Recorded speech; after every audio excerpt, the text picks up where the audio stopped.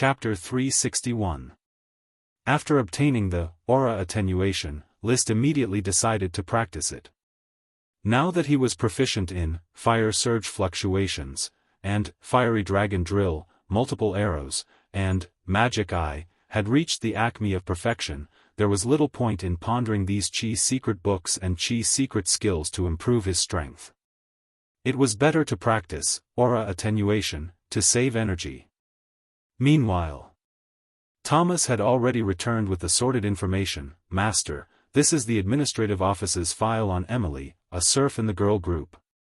Emily, from the Eagle Kingdom, had lost both her parents and her brother. She was 11 years old this year and was the first girl in the girl group to cultivate chi. She cultivated chi faster than most of the young serfs in the passing group. She performed well in the night class, but she still needed to attend the embroidery class. Moreover, her performance in the embroidery class was terrible. She was even terrible at threading a needle. Emily didn't get along well with her host family, mainly because she couldn't do housework and wanted to be a female knight all day long. As a result, she was often scolded. After the night class, she would rather stay in the night square than go home early.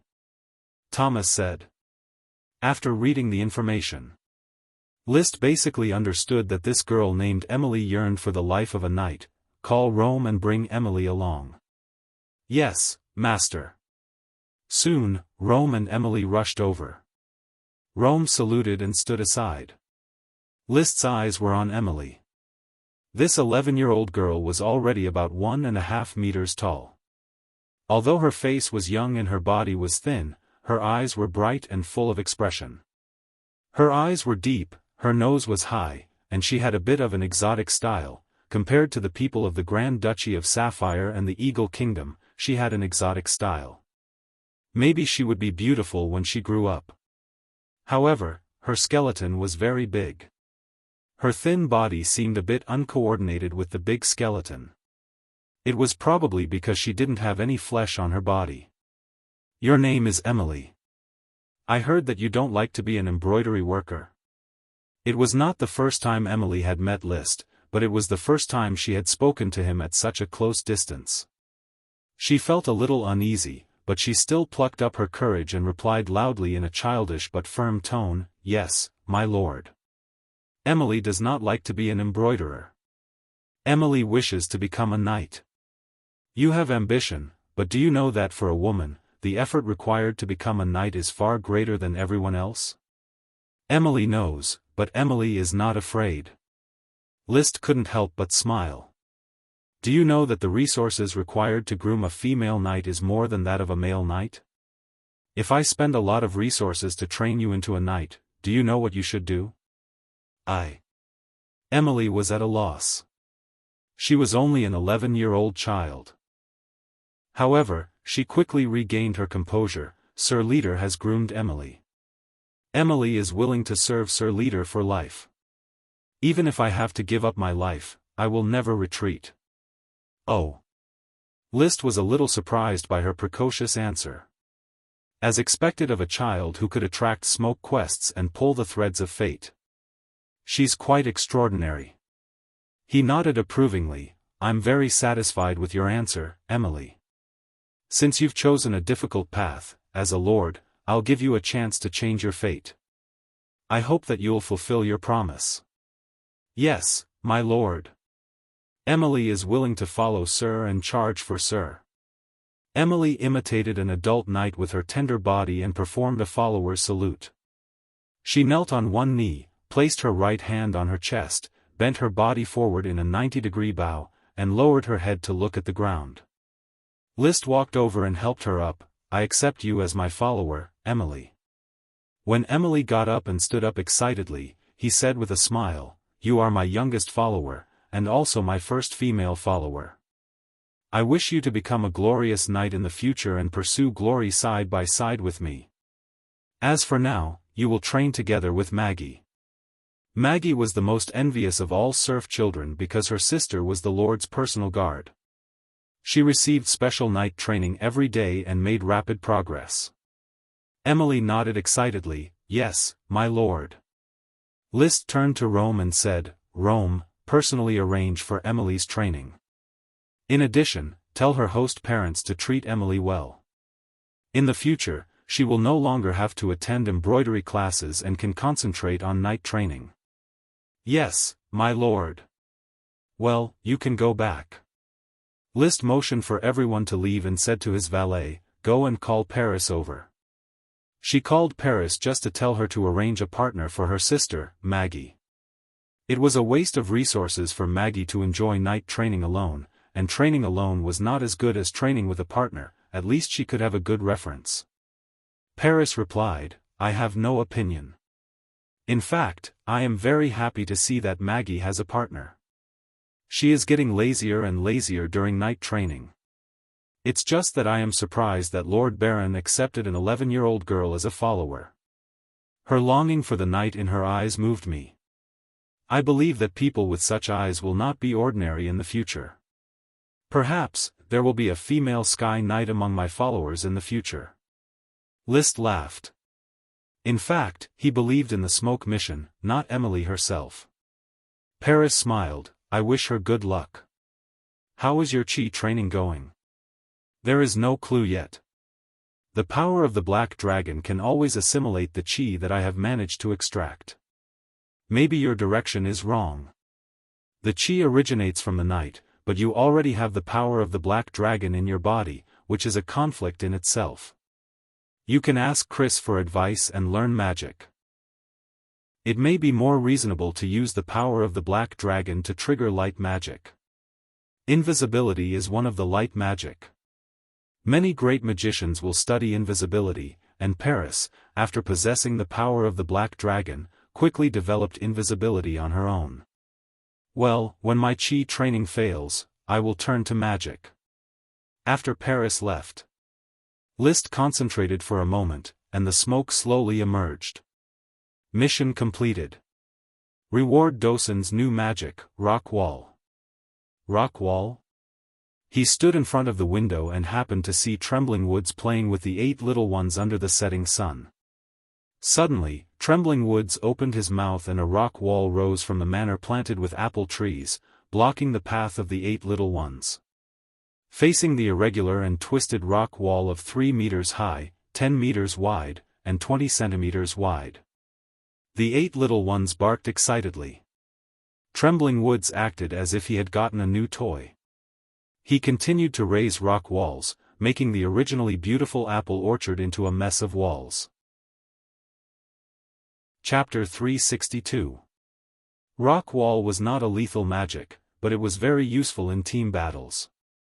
Whether it was blocking or defending, it was a very useful magic. Rock thorns, rock grenades, rock walls, Dosun's training had to be replanned so that it could accept new instructions. However, the top priority was not to train Dosun, but to complete the new smoke mission. Mission, news from afar is coming. No one can predict whether the shocking conspiracy will come true, but as a lord, you need to be ready for battle and wait for the moment when the news is delivered. Reward, Green Caterpillar Reproduction. This was the content of the new mission. The reward was the inexplicable, green caterpillar reproduction.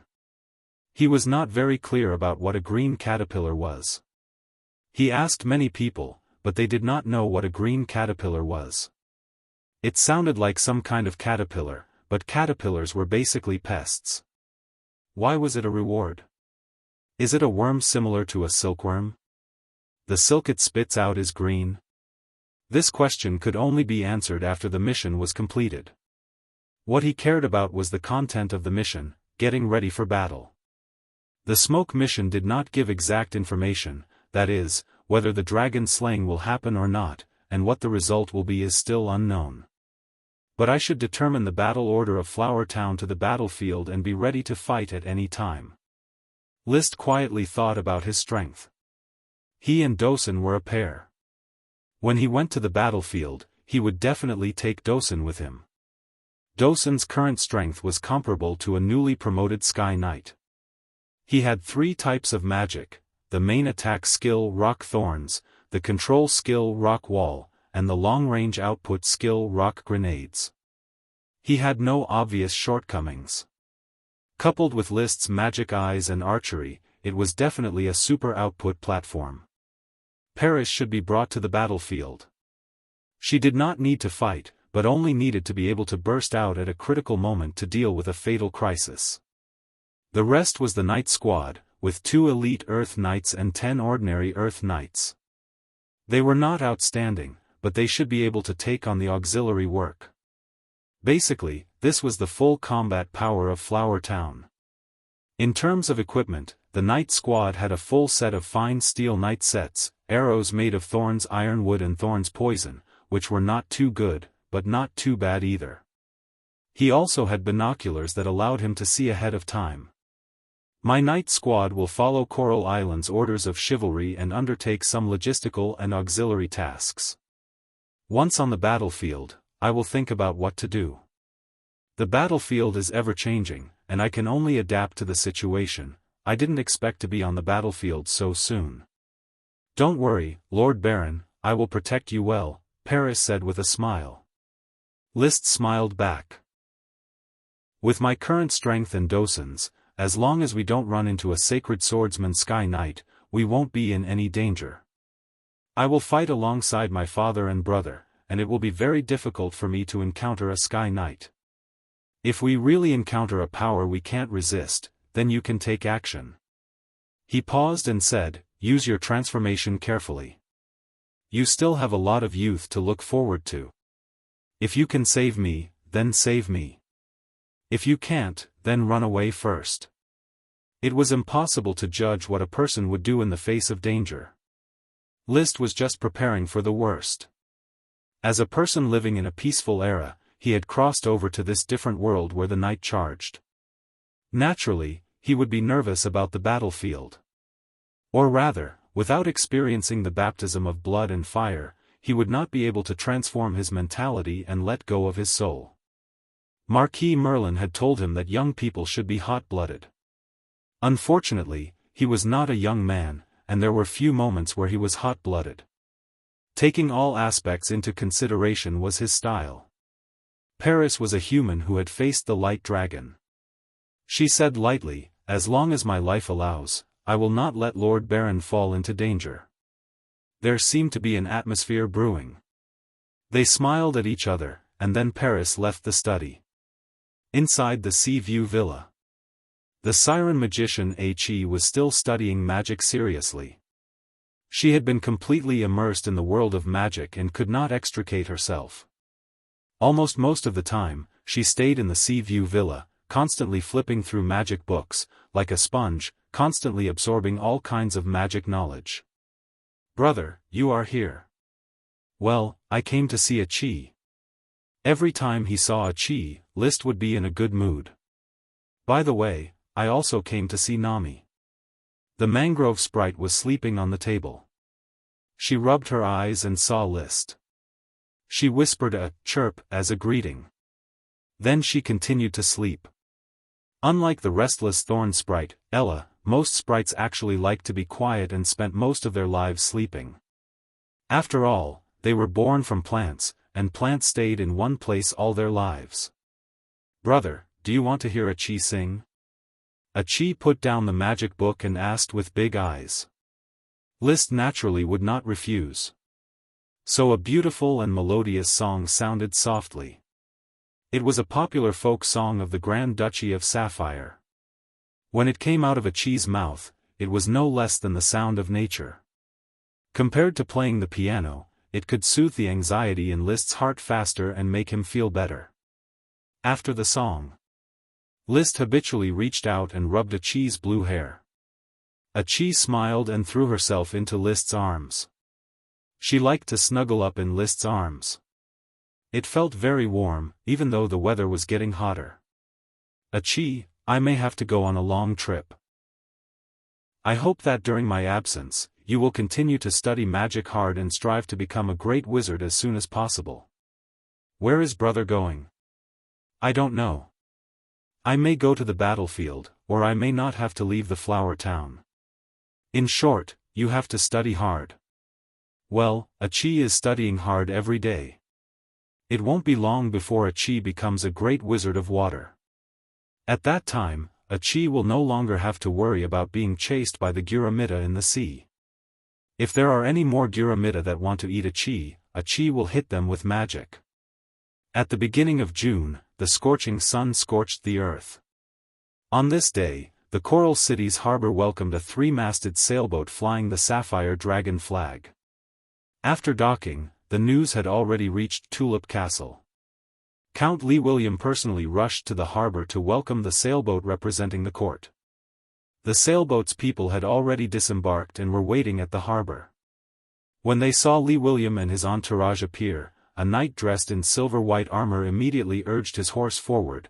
"Count Li William, I am Bosky Pansy, captain of the Blue Blood Orders of Chivalry's 7th Knight Squad.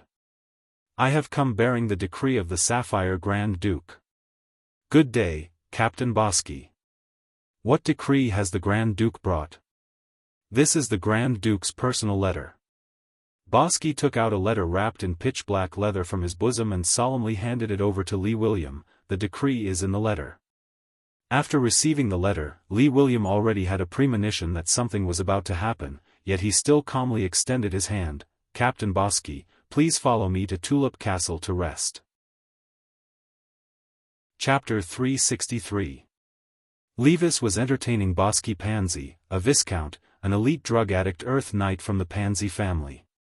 This family's fief was located in Blue Dragon Island's Seven-Color City, and it was also a count's family. The family's heirs were flourishing, and most of them served under the Blue Blood Orders of Chivalry. In fact, a family like the Pansy family was called the Blue Blood Alliance, meaning a family alliance vassal to the Blue Blood Orders of Chivalry. They were not a standard aristocratic lord, but rather a pioneering aristocrat. They were the Sapphire family's whip of power. They didn't have a large island as their fief, nor did they engage in production. All of their wealth came from rewards and plunder. The Blue Blood Alliance would usually marry within a small circle, and there was a great estrangement between them and the fief lords. Moreover, the non-lineal female members of the Sapphire family would usually become the mistress of the Blue Blood Alliance, helping the Sapphire family maintain control over the Blue Blood Alliance. For example, Bosky's mother, the wife of the Count of Seven-Color City, was a distant niece of the Sapphire Grand Duke. Levis wanted to inquire about some information from Bosky, but he did not receive any positive response. "I'm sorry, Sir Levis. I don't know what happened. I only know that the Grand Duke ordered me to bring a decree, obey Sir Count's command, and carry out the Grand Duke's next order. Of course, the Grand Duke's decree is our Tulip family's program of action." Levis had no choice but to play along. On the other side. In the study, Li William had already opened the letter with a black cover. The Sapphire Dragon imprint was intact, indicating that it was indeed the Grand Duke's handwriting and not a fake letter. Coupled with the three-masted fast sailboat and Bosky's identity, it was enough to prove the authenticity of the information. The letter was very short. "My follower, Count Li William Tulip, the Lord of Coral Island, when you read this letter, your lord, the ruler of the Grand Duchy of Sapphire, Duke Andrew Sapphire, has already overflowed with anger that must be vented through the cruelest war. My closest comrade, a partner worthy of life and death, Ironhoof Island's Andy Sapphire, has betrayed me. He actually tried to encroach on my most glorious authority, the Sapphire Dragon. This is an unforgivable betrayal. Now, as the Lord, I order you to gather all your might and meet me at Oxhorn City on Ironhoof Island. The wound of betrayal must be washed with blood and fire. William Lee, it's time to prove your loyalty and courage. Take this black letter and set off immediately. It's an order to encircle Ironhoof Island." Sapphire 152, May 26, after reading the letter. There was no expression on William Lee's face as he sat in his chair and remained motionless for a full 3 minutes. Only then did he suddenly get up, put away the black leather letter, and called the deputy butler, Silva, inform Captain Mickey and advisor Jacob to come to my study immediately to discuss matters. "Yes, master." Silva quickly left. William Lee tapped his fingers on the table as he continued to ponder. After regaining his composure, he immediately took out a pen and paper and started drafting a letter, writing down a title, Honorable Marquis Merlin Longtaro. Halfway through writing, Captain Mickey arrived. The Count stopped writing and said directly, Mickey, orders of chivalry should act. Immediately send a knight to inform Liszt, Jonas, Trick, and the other lords to go to Tulip Castle to discuss matters. Tell them that this is a meeting of the same nature as the orders of expansion. Sir, is war coming? Yes, it is already here. I will go inform everyone. Captain Mickey went out excitedly. The Count continued to write letters until the Coral City's advisor Jacob arrived. He had just finished writing a letter. After sealing the letter, he gave it to Silva, send it to Longtaro Castle through caravan channels. Then he said to Jacob, inform the advisors of the major towns that this year's summer harvest will be collected ahead of schedule. We have a war to fight and need a lot of financial support and logistical support. Remember, I need you to ensure that the expedition materials arrive at the port and are loaded within 3 days. Flower Town. Liszt had just woken up from his afternoon nap when the messenger knight from Tulip Castle arrived. Sir Liszt, Sir Count has summoned all the lords to Tulip Castle to discuss matters. What matters are they discussing? A meeting of the nature of the orders of expansion. Orders of expansion? Liszt raised his eyebrows and instantly understood that the news had reached the Coral Island. The dragon-slaying incident had occurred. It sounded like the slaying of the dragon had failed, and the Grand Duke had issued the orders of expansion to eliminate the Bull Marquis. I see. I will go to Tulip Castle, please wait a moment. After changing into leather armor and mounting Black Dragon, Liszt hurried to Tulip Castle. Along the way, he took a few deep breaths to calm himself down. The first time in his life on the battlefield was perhaps about to begin. However, he didn't feel the panic and uneasiness he expected. He was just a little excited. After calming himself down, he even had the leisure to call out the smoke mission. Mission completed. Reward, the reproduction of the green caterpillar. The inexplicable green caterpillar had probably been quietly breeding in Flower Town or a corner of Black Horse Island. Liszt had no idea what it was for. But after looking at the new mission reward, the fog on his head did not dissipate. Mission. Although it is not an order to go to the mainland to plunder the resources of the Eagle Kingdom, the black letter of the Sapphire Grand Duke has the same nature. Participate in the military meeting held by the Count and fight for the desired position. Reward, the settlement of the Mallard. Participate in the meeting and fight for the position. This task was not difficult. The key was the reward of the settlement of the Mallard. What did this mean? Was the mallard the kind of duck on Earth with a green head? This duck was going to settle in Flower Town or Black Horse Island, and then become a delicacy raised by Liszt? Moreover, was there any connection between it and the green caterpillar? Green caterpillar. Mallard. He always felt that there was a big connection between the two. Just thinking about the reward of the green caterpillar and the mallard, Liszt turned to think about what kind of position he wanted. If I participate in the order, it is very dangerous to go across the sea to fight on another continent. Logistics should be the best position. But this time, I am afraid it is only to encircle Iron Hoof Island. The strength of the enemy is limited. The highest fighting force of Iron Hoof Island, the perfect Sky Knight, and the great magicians proficient in various magic. And there would not be too many of them. The Count told him that among Marquis Bull and his followers, there was only one perfect Sky Knight, Marquis Bull. There were at most 2 sword saints, Amphi Sapphire, the son of Marquis Bull, and Fans Heck Topaz, the Count of Yellow Jade Island, and there were at most 3 ordinary Sky Knights. Chris also revealed that there were only 4 great magicians in the Goat Gathering: Weber Truth, Warrant Truth, Olivia Truth, and Witzel Truth. Witzel was the oldest great magician. He lived in seclusion and his magical strength was unfathomable. If I encounter Andy Sapphire and Witzel Truth, Paris won't be able to stop them even if she transforms. As for the others, with trembling woods and Paris holding them back, it shouldn't be difficult for me to escape. But Andy and Witzel probably won't bother me. They're not my opponents. Now, Marquis Bull and the other conspirators were probably too busy. The Grand Duke could not just summon the Coral Island to encircle Iron Hoof Island. So this time, for me, the military exploits are almost free, and I can do nothing? List compared his own strength with the strength of the opponents he might encounter. His confidence soared. Chapter 364. There must be something wrong with the Grand Duke's dragon. This is Father's conjecture. He thinks that with the Grand Duke's temper, if the Sapphire Dragon is safe and sound, he will never issue an encirclement order to deal with Marquis Bull. The big guilds will directly order the Sapphire Dragon to destroy everything on Iron Hoof Island to deter the enemy. After List rushed to Tulip Castle, he met his brother, Levis, who was receiving the nobles who kept coming. Levis took the opportunity to tell him what had happened. The Sapphire Grand Duke had sent a letter, summoning all his followers to gather on Iron Hoof Island to destroy Marquis Bull. Can you infer what exactly happened to the Sapphire Dragon? List asked calmly. At least it's injured. The knight who came to inform was a viscount of the Blue Blood Alliance.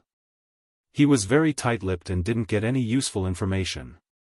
So, Father is going to follow the original plan, listen to the Grand Duke's order and participate in the encirclement? When the situation is unclear, this is the most suitable choice. Father is already communicating with several marquises and earls. When we reach Oxhorn City, we will carefully consider the next step of action. However, the war has basically been decided. List, you are only 17 years old. Do you really plan to participate in the war? He was a little upset. As the heir of the family who was called a genius since childhood, he only went to the battlefield at the age of 23, and the 17-year-old List was also about to go to the battlefield. List didn't know what Levis was thinking. He just said lightly, as the second son of a noble, the only chance to change my fate is war. I don't have much time to waste. All right. The meeting was held in the evening. After the Earl of Coral Island, Lee William Tulip, announced the Grand Duke's order, he immediately began to arrange the knight candidates. Everyone will participate in the war. Bring yourselves and your followers. As long as you are not an old, weak, or disabled Earth Knight, you must appear on the battlefield. He looked around at all the nobles. My plan is to form 6 orders of chivalry, 1 elite orders of chivalry, 4 ordinary orders of chivalry, and 5 orders of chivalry to directly participate in the war. There is also 1 orders of chivalry responsible for patrolling, garrisoning, and defending Coral Island. 6 orders of chivalry, 6 commanders. Coral City's advisor, Jacob, became the commander of the orders of chivalry. He stayed behind and was responsible for Coral Island's safety. As for the remaining 5 orders of chivalry, there were already 4 commanders. Lee William naturally led the elite orders of chivalry. The 3 viscounts, Jonas, Trick, and Levis, each led 1 orders of chivalry. Now, there was only 1 orders of chivalry left. Sir Earl, please leave it to me. Without much hesitation, List said directly, although it is my first time on the battlefield, I have an intermediate World of Warcraft as my pet. My fighting strength is comparable to an ordinary Sky Knight. I believe I can lead 1 orders of chivalry and fight for glory. Lee William immediately looked at everyone in the meeting. Is there anyone else who wants to recommend themselves for the orders of chivalry? Originally, there were indeed a few elite Earth Knights with the identity of Baron who were eager to try. However, after List recommended himself, they immediately gave up. Not to mention that List was already hailed as a future Viscount. Just based on the fact that he was Lee William's son, it would be very difficult to compete with him. After all, no one would be foolish enough to think that in the eyes of the Sir Earl, their position was higher than List's, even if he was Madame Marie's brother. Madame Marie's brother was also an elite Earth Knight who inherited the title of Baron. His prestige on Coral Island was not weak. He very much wanted to fight for the position of Orders of Chivalry's commander, which was the best position to obtain military merits. However, now, he could only glare at List with indignation. He no longer dared to fight for it. List would release a dog to bite him. Every time he went out, he would bring Dosen along, fearing that others wouldn't know that he had an intermediate World of Warcraft. Of course, the benefits of doing so were quite obvious. No one raised any objections in the meeting. Therefore, List smoothly became the new commander of Orders of Chivalry. Soon after, the meeting began to discuss how many Earth Knights each lord could send to participate in the war. Then, they would be assigned to the 5 Orders of Chivalry according to their subjective wishes. Obviously, the Orders of Chivalry led by List were not popular. Not many nobles were willing to join. The response was sparse. He didn't care. He didn't even care about his own knight squad, only Dosen was his greatest reliance. In the end, the Count made a strong arrangement. Captain Loudon, you are an experienced and prudent elite Earth Knight. You will lead a knight squad and assist List in making decisions.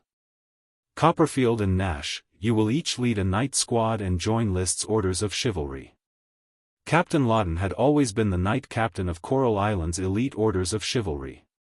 This was tantamount to the Count directly adding a knight squad of elite Orders of Chivalry to List's Orders of Chivalry.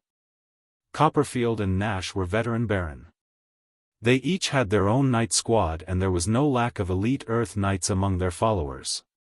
In addition, because each Orders of Chivalry had 10 knight squads, there was still an extra knight squad.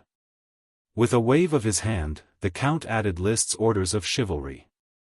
As a result, List's Orders of Chivalry had 11 knight squads, a total of 142 people. The Count took a deep look at his son. List, please remember that all the glory of these knights rests on you. List calmly responded, I am with the knights. The Orders of Chivalry were uniformly distinguished by color. The Count led the Red Orders of Chivalry, Levis led the Yellow Orders of Chivalry, Jonas Gravel led the Grey Orders of Chivalry, Trix Sloppy led the Cyan Orders of Chivalry, and List led the Black Orders of Chivalry. Everything was properly discussed. The Count stood up and solemnly announced, My followers, you have 2 days to prepare. At 10:00 in the morning on June 7th, all Orders of Chivalry must be assembled at Coral Island's port. May the glory of the knights watch over each and every one of us, and fight side by side on the road to glory. Everyone stood up, including List, who put his right hand on his chest and solemnly saluted, We are willing to charge for Sir. At the end of the meeting, a simple dinner was eaten at Longtaro Castle. He returned to his territory that very night. Regardless of the fact that it was already 1:00 in the morning, List quickly summoned all the Earth Knight and town officials and began a meeting overnight. The meeting only lasted for half an hour. Everything that should be prepared had already been prepared, and now it was just a repetition. After finishing these things, he took a bath and lay in bed. The smoke mission was called. Unsurprisingly, as he won the position of Orders of Chivalry, the mission was completed. Mission completed. Reward, the settlement of the Mallard Duck.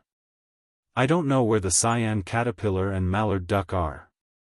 Tomorrow, send someone to look for them in Flower Town. If they can't be found, they should be on Black Horse Island. I don't have time to go to Black Horse Island to look for them. I'll leave it to Gort. Whether it's the Cyan Caterpillar or the Mallard Duck, it shouldn't be a great reward. He clenched his fist. War is my top priority now. The smoke changed, forming a new serpentine. Mission, war has come. Serving as the commander of Orders of Chivalry has paved the way for your road to glory, so please lead your Orders of Chivalry to the port of Ironhoof Island and start your war. Reward, the awakening of Virginia Truth. Virginia Truth? List remembered that he was talking about the magic goat family girl whose appearance was restored by the 36D ghost. Chapter 365. List took out the soul storage jar, tilted the teapot, and poured it out. No smoke came out. Obviously, Virginia Truth had not woken up yet. List didn't think much about it and continued to sleep. The next day. All day long, he was busy preparing for the logistics to the battlefield. In addition to the night squad, List had to bring Paris, Dosen, and 8 retainer knight to serve him on the battlefield.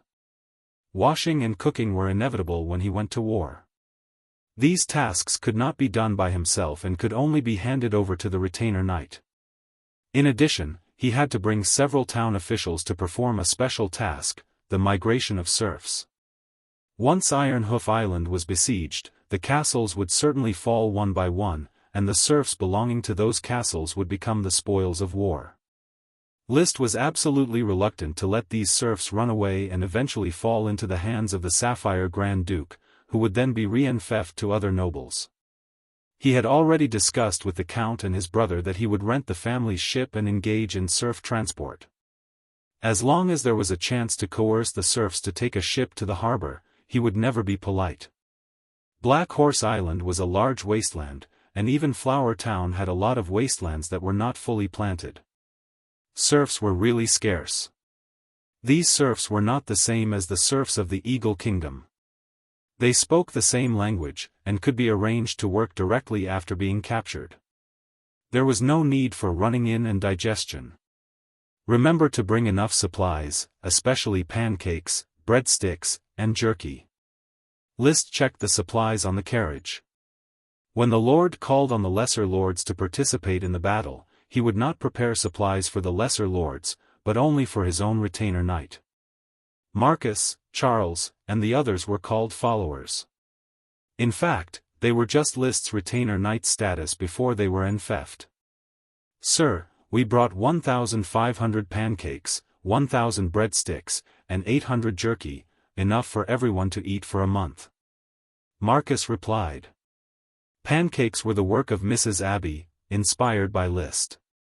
They were portable and easy to store, suitable for marching and fighting. Pancakes saved more space than the traditional breadsticks carried by the world's armies. Pancakes, breadsticks, and jerky would constitute the staple food in war. Of course. The knight didn't just eat these things. Once they conquered the next castle, they would be able to eat whatever they wanted. These pancakes, breadsticks, and jerky were more of a reserve, just in case. The essence of a knight's combat was to nurture oneself through battle. After carefully checking the materials to make sure that nothing was missing, List organized his gem space again. He took out some things that he didn't need and sealed them in the castle's warehouse, such as mithril, jade, and crystal. And refilled it with food. In addition to the 6-headed king sea snake meat from before, this amount of food was enough for him to eat for a year. He definitely wouldn't starve to death. Then he went to the magic workshop in the Shiitake town originally called the Flame Mushroom Processing Workshop. It was where Elk-san made potions. Now, his job had been replaced by Chris, and the name of the workshop had been changed to Magic Workshop. All the potions produced in the Flower Town were processed here. "Chris, is my potion ready?" he asked. Chris moved out the prepared box. "Lord Baron, I finally made this batch of potions before you went to war. But I have to say, Mr. Elk-san, who you worked with before, made potions in a simple and crude way, wasting too much magic power. Is his potion-making skills poor? It can't be said to be too bad, it can only be said to be relatively bad. Maybe he has very little experience in making potions and wastes at least 20% of his magic power," Chris said. She was a relatively talented magician. She was promoted at the age of 17. Elk-san and others were promoted in their 20s. Moreover, Chris was most proficient in potion making. It was normal for her to improve the effectiveness of potions by 20%. List smiled. "Fortunately, you are helping me now. Otherwise, would not be happy to think that a large number of my potions would be lost in the production process, and that some might be deducted. If I can break through to a great magician one day, the efficiency of making potions will continue to improve." Now, I have basically reached the saturation rate that a magician can master. Just do your best. During my absence, if you have any needs, just ask the castle. I understand, Lord Baron. All the potions were put into the gem space. Even if he went out to war, he still didn't want to interrupt his potion practice. The practice of qi was like sailing against the current. Now, with the secret technique Aura Decay, the effect of the potions would be greatly improved. It would not be difficult to break Merlin Longtaro's record of 22-years-old Sky Knight. Maybe I can become a Sky Knight at the age of 18 and ride a dragon at the age of 20. Liszt was ambitious. In the evening, he went to the Seascape Villa again to say goodbye to Achi. However, he unexpectedly got news from Achi about the caterpillar and the mallard. Brother, there are a group of ducks and caterpillars in Nami's house. Ducks and caterpillars? What do they look like? The caterpillar is a bit like a baby sprite worm. It is as long as a finger and has fluffy hair. It is not the hair of a worm, but the hair of an animal. The duck has a gray body and a green head. It is as big as a swan and can spit out water arrows. They are low-level World of Warcraft and they like to eat caterpillars the most. Obviously. The reward of the smoke mission fell on Mangrove Island. The caterpillar reproduced on Mangrove Island, which attracted the low-level World of Warcraft mallard ducks that fed on the caterpillar. It was not clear what the use of the caterpillar was. Maybe its green hair could be made into clothing like animal fur, but the World of Warcraft mallard ducks were definitely an excellent source of food.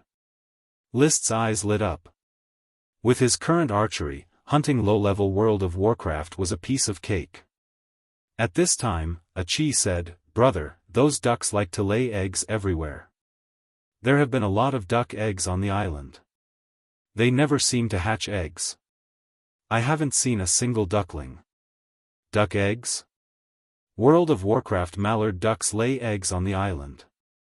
This meant that if picked up, the mallard could be hatched directly and then raised by hand. Just like the low-level World of Warcraft fire rabbits raised in Tulip Castle for food, it could meet the castle's large demand for World of Warcraft meat. Even if they could not hatch, the duck eggs were definitely a delicious dish. He thought for a moment and said, "Achi, can you and Nami collect these duck eggs and put them in the Sea View Villa?" "Forget it, don't collect them. Wait until I come back." It was summer now, and these duck eggs could not be stored for a long time. By the time he returned from Iron Hoof Island, they would have already gone bad. It was better to let the mallard ducks breed on the island on their own. In case these duck eggs did not need to be hatched and the ducklings would automatically break out of their shells, wouldn't that increase the number of mallards? When he left the Sea View Villa, Liszt was in a good mood.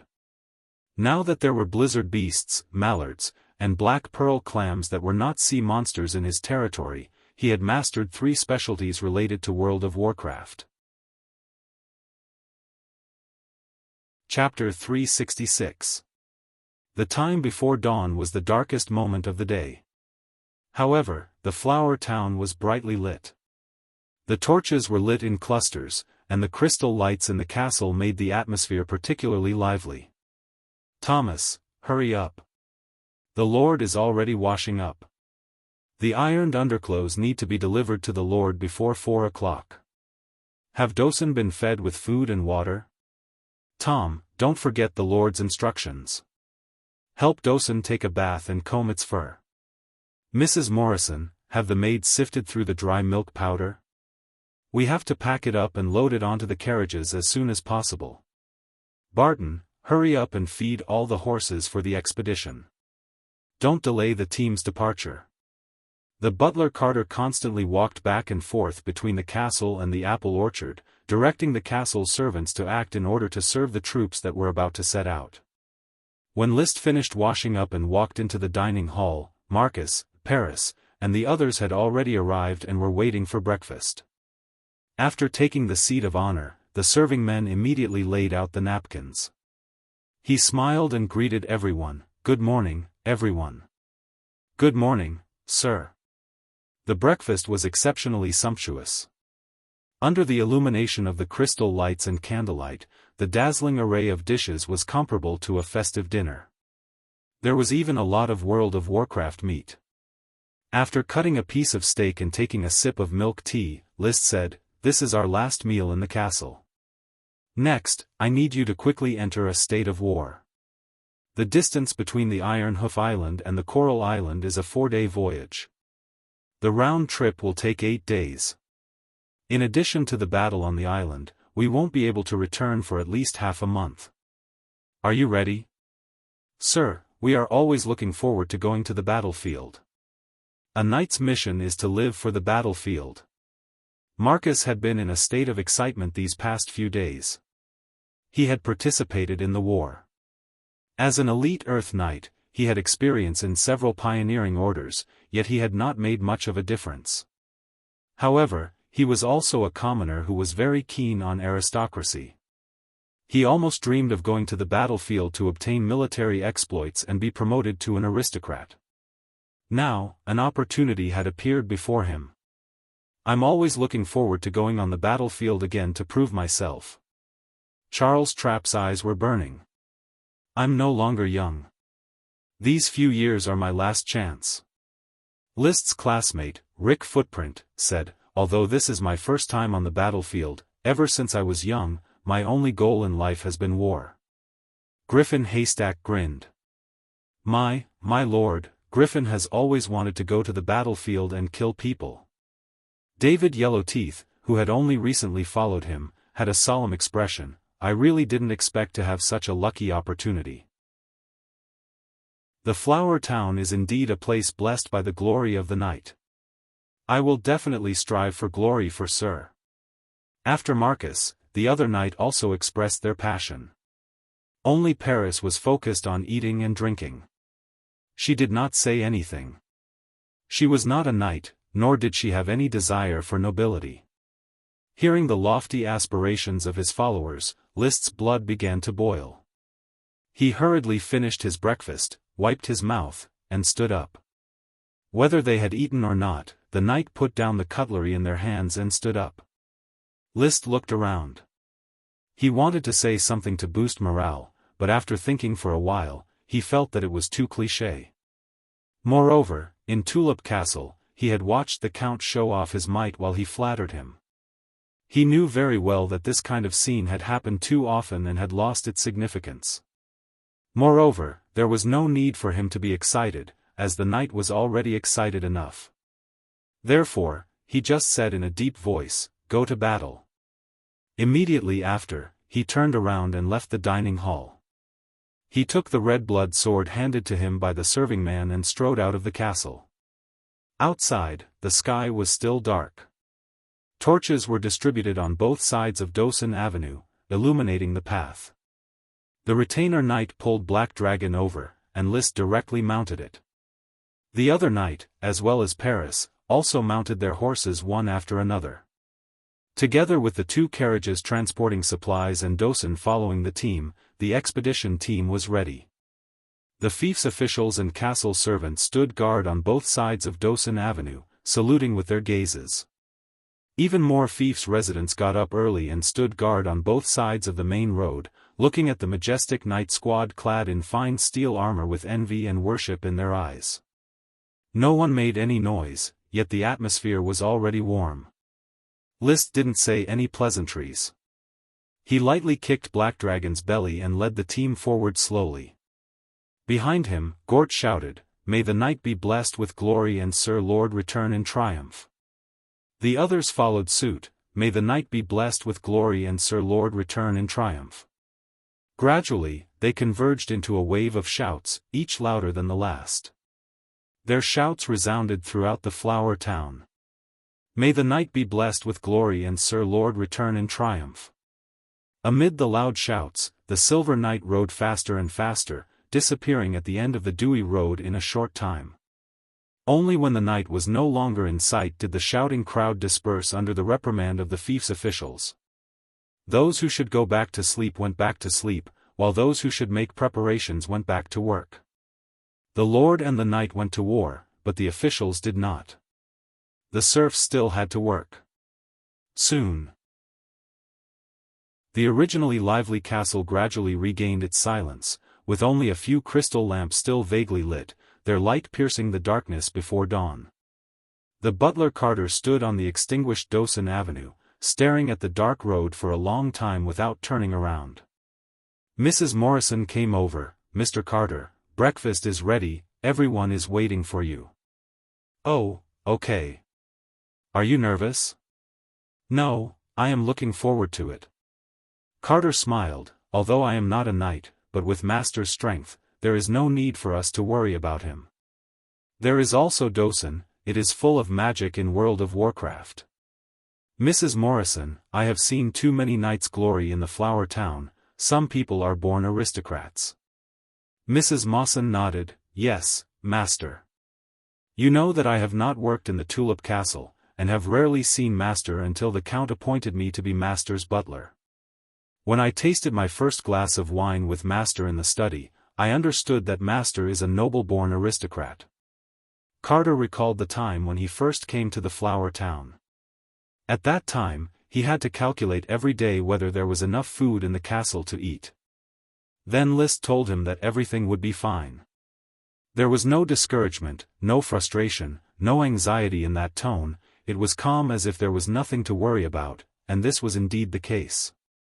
Since then, the Flower Town had developed rapidly, and there was no longer any worry about food. On the contrary, Carter was more worried about how to change the taste every day to satisfy Master's appetite. There were too many varieties of the castle's menu, which was a bit confusing. "Let us send our blessings to Master and his followers." Carter sat down and said. Chapter 367. Under the stars and the moon, chasing after the morning dew, the white of the eastern sky gradually turned into a red glow. When the red sun rose from the eastern skyline, the team had already arrived at the Coral City's port. Many knight and knight's retainers had already gathered at the port. "Captain Lawton, I'll leave the black orders of chivalry to you to assemble the team." After seeing Lawton Kettle, List directly pushed the task of assembling the team to him.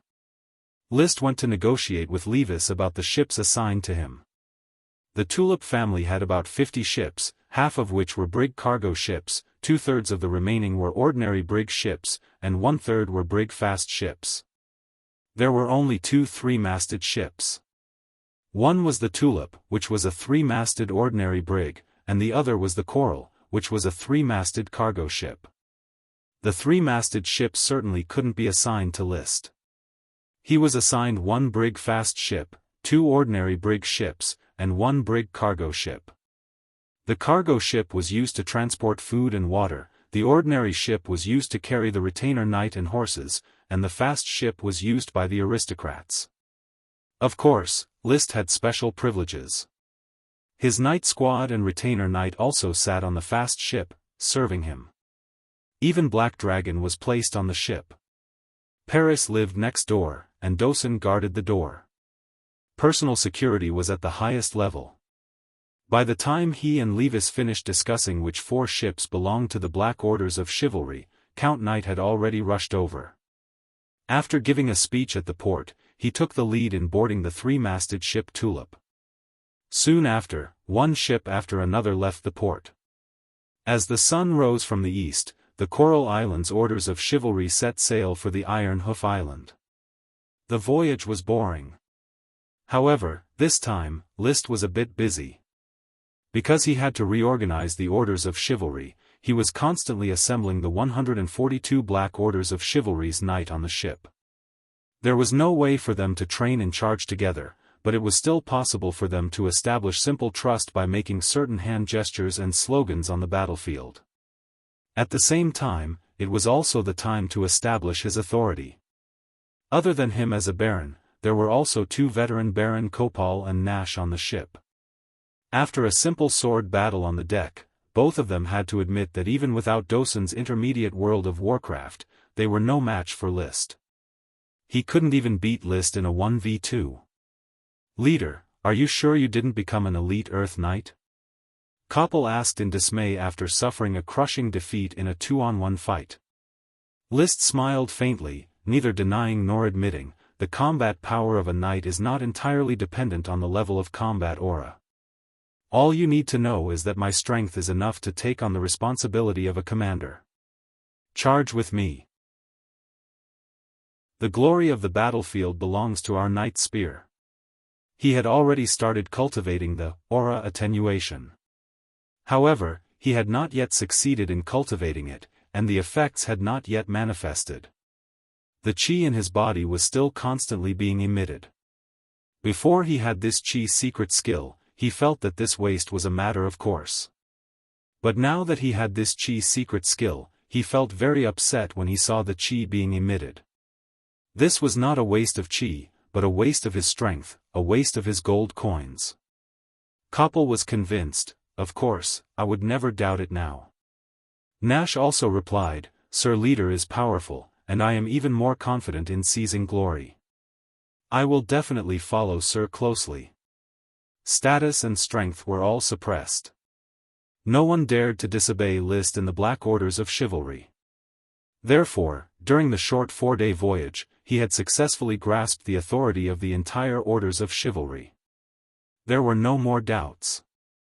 Without encountering storms or sea monsters, the Coral Islands expedition fleet smoothly arrived at the Oxhorn city's port, which had been replaced with the Sapphire Dragon flag.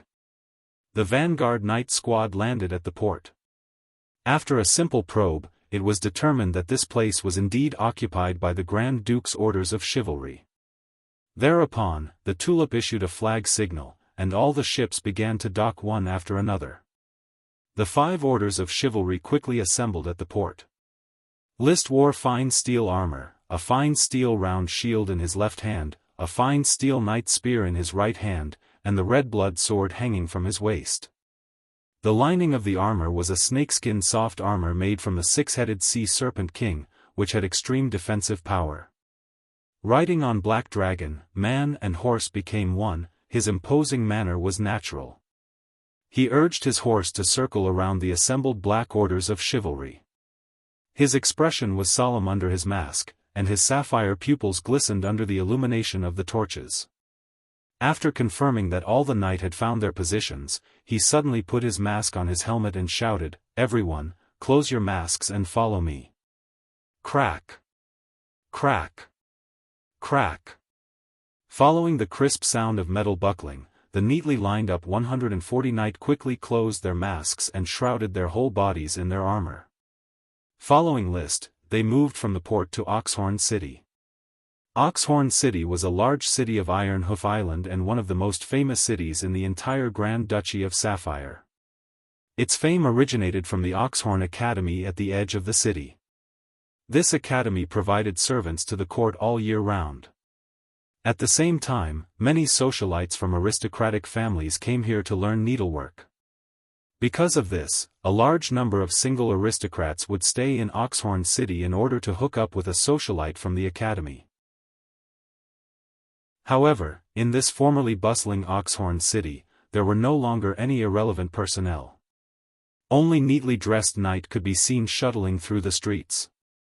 The knight stationed in Oxhorn City, after contacting the Count, arranged for the Coral Islands orders of chivalry to live on a civilian street in Oxhorn City. Captain Liszt, Sir Count has informed you that after you set up camp, you are to go to Oxhorn Castle with the other captains to participate in the welcoming banquet. A knight came to deliver a message. Got it. He immediately called for Captain Loudon, arranged the accommodations for each knight. Loudon didn't feel disgusted by Liszt's attitude. On the contrary, Loudon enjoyed this temporary authority, berating loudly for arranging the accommodations for the knight. Liszt ordered his retainer knight, "My room must be cleaned. Get water to wash the floor, tables, and chairs. Scatter more tulip flowers to get rid of this disgusting stench." Accustomed to the fragrant air of the flower town, it was very difficult for him to bear the smell of feces and urine in the stinky city. Next to him, Paris coughed. Liszt said casually, "By the way, also clean guard Paris's room and scatter dried tulips." Paris gave a slight salute, "Many thanks, Sir Baron." There was a smile on her face. Paris will go with me to the banquet and protect my safety. Xavier is in charge of leading Dosen. Philip is in charge of looking after the horses. Liszt made some simple arrangements. After leaving the Black Orders of Chivalry's garrison area, they headed towards the Yellow Orders of Chivalry's garrison area. It just so happened that Levis had also arranged for his knight to set off with a few retainers. After waiting for the two Viscounts Jonas and Trick, the four orders of chivalry rushed to Oxhorn Castle. Chapter 368. The Sapphire Grand Duke was not in Oxhorn City. In fact, the Grand Duke did not leave Blue Dragon Island. It was his eldest son, Anthony Sapphire, who came to lead the siege of Iron Hoof Island. This 32-year-old heir of the Grand Duchy had reached the level of Sacred Swordsman, Sky Knight, and gradually replaced the Grand Duke in charge of the Blue Blood Orders of Chivalry. If nothing unexpected happened, he would be the sixth Grand Duke. But now, it was hard to say. Something unexpected had happened. He was stationed in Oxhorn City, the largest coastal city in the southwest of Iron Hoof Island. The port of Oxhorn City is the last port of call for the expansion order every year. Not only do we have to prevent Marquis Bull from escaping from Oxhorn City, but we also have to prevent the Eagle Kingdom from intervening. Therefore, the first prince needs to personally oversee it. After socializing in Oxhorn Castle, Levis returned to his seat. Iron Hoof Island was known as the barrier of the Grand Duchy of Sapphire. It was the largest island closest to the mainland. It was only a 6-day voyage from Iron Hoof Island to the coastline of the Eagle Kingdom. Iron Hoof Island was the closest port to the mainland. The fleet of the expansion order would replenish their supplies here before heading to the mainland. Because of this island was en fief to a branch of the Sapphire family. It had always been under the control of the Bull family. Unfortunately, it was the most trusted Bull family that had betrayed the Sapphire family. The leader was the closest companion and comrade of the current Grand Duke, Andy Sapphire. Liszt did not walk back and forth. He was not very keen on socializing. Moreover, as a follower of the Earl of Coral Island, he was not suitable to socialize with the nobles of the outer islands. So, who is overseeing Oxhorn City? It's Marquis Grindenton. Levis's expression was not very good. The chief of the Blue Blood Alliance, the deputy commander of the Blue Blood Orders of Chivalry, and the father-in-law of the first princess. Grindenton Red Maple, one of the 7 marquises of the Grand Duchy. His territory was Red Maple City. The Maple family was one of the 2 marquis families in the Blue Blood Alliance. The eldest daughter of the Grand Duke, Princess Annie Sapphire, was married to Grindenton's son, the future Marquis of Maple City. Levis glanced at the arrogant young man who was surrounded by people in the hall. Do you see that? That's Grindenton's son, an ordinary Sky Knight who relied on his family and magic potions. Look at how proud he is, as if he's the next Dragon Knight. His tone was indignant. Clearly, Levis's interaction with the other party wasn't that pleasant. The relationship between the Blue Blood Alliance and the feudal lords had never been friendly. This was because even a marquis in the Blue Blood Alliance would only have one city. Even a viscount would have an island or a city. One was attached to the Sapphire family, equivalent to a servant, relying on plundering and bestowing wealth.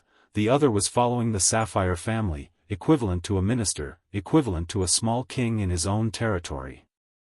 They just couldn't get along. Fortunately, the aristocratic knight of the Blue Blood Alliance didn't give Levis much face, but the aristocratic knight of the feudal lords frequently greeted Levis. Even Liszt received a lot of greetings. After a moment, Liszt saw the count's figure, slightly behind an old man and a middle-aged aristocrat. He understood that the old aristocrat should be the Marquis of Deep Throat Island, Wallace Pineapple Green, the middle-aged aristocrat should be the Marquis of Maple City, Grindenton Maple Leaf.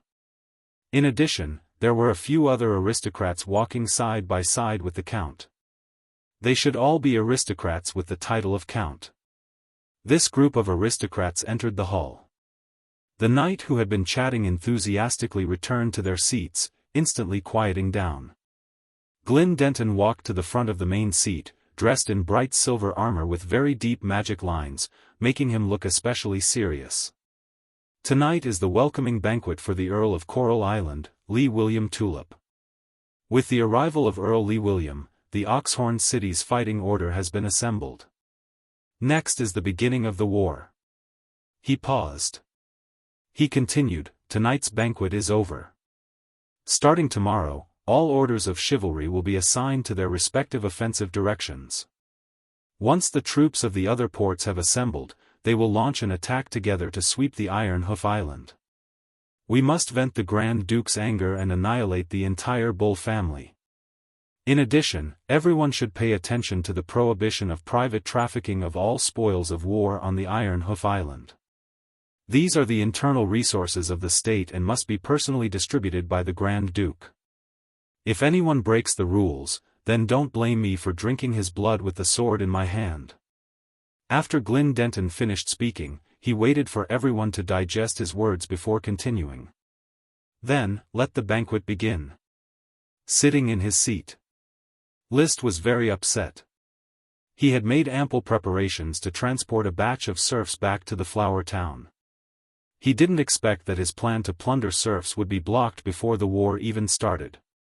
This made him dissatisfied with the Sapphire Grand Duke. He wanted the horse to run, but he also wanted the horse to not eat grass. In addition, the dishes served were not to his liking, so after the banquet, he was not happy at all. His enthusiasm for the war also quickly cooled down. Now the only reason to support him was to make meritorious deeds, to implement the title of Viscount of Black Horse Island as soon as possible. After the banquet, everyone returned to the station.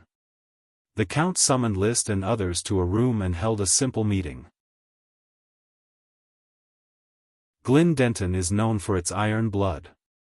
You have to restrain your acts of private plunder. There will be spoils of war. When the war is over, you will get your share, so don't slack off. Jonas asked, Count, I still don't know what's going on with the current situation. Not to mention Yuna's, List was also unclear. He only knew that the Grand Duke issued an order to encircle and suppress, so the Knight of Coral Island hurried to Oxhorn City to gather. The Count deliberated for a moment and said, judging from the information revealed by Glyn Denton, the Sapphire Dragon is injured and temporarily unable to move. The Grand Duke is healing the Sapphire Dragon. After Marquis Bull and his party launched the attack, they escaped from Blue Dragon Island and retreated back to Iron Hoof Island. The situation was a bit puzzling, and the Count could only briefly figure out a clue. So what we have to do now is to listen to the command and sweep Iron Hoof Island. I believe the situation will soon become clear. Although they still couldn't figure it out. Everyone calmed down a little. At least they knew that the Sapphire Dragon was not dead, indicating that the Grand Duchy of Sapphire could not be shaken for the time being. They should continue to encircle Iron Hoof Island. There was no need to think too much. However, just as everyone was full of confidence and thinking about how to crush Iron Hoof Island, there was suddenly bad news. The second prince, Angus Sapphire, stationed in another port city, Oxhorn City, was ambushed by Marquis Bull's elite orders of chivalry because he rashly attacked. 300 knights of the Blue Blood orders of chivalry plus 800 fiefdom knights were completely wiped out. Only Angus, under the desperate protection of his guards, managed to escape back to Oxhorn City. The orders of chivalry of Wrath directly under Marquis Bull are attacking Oxhorn City, preparing to break out from there.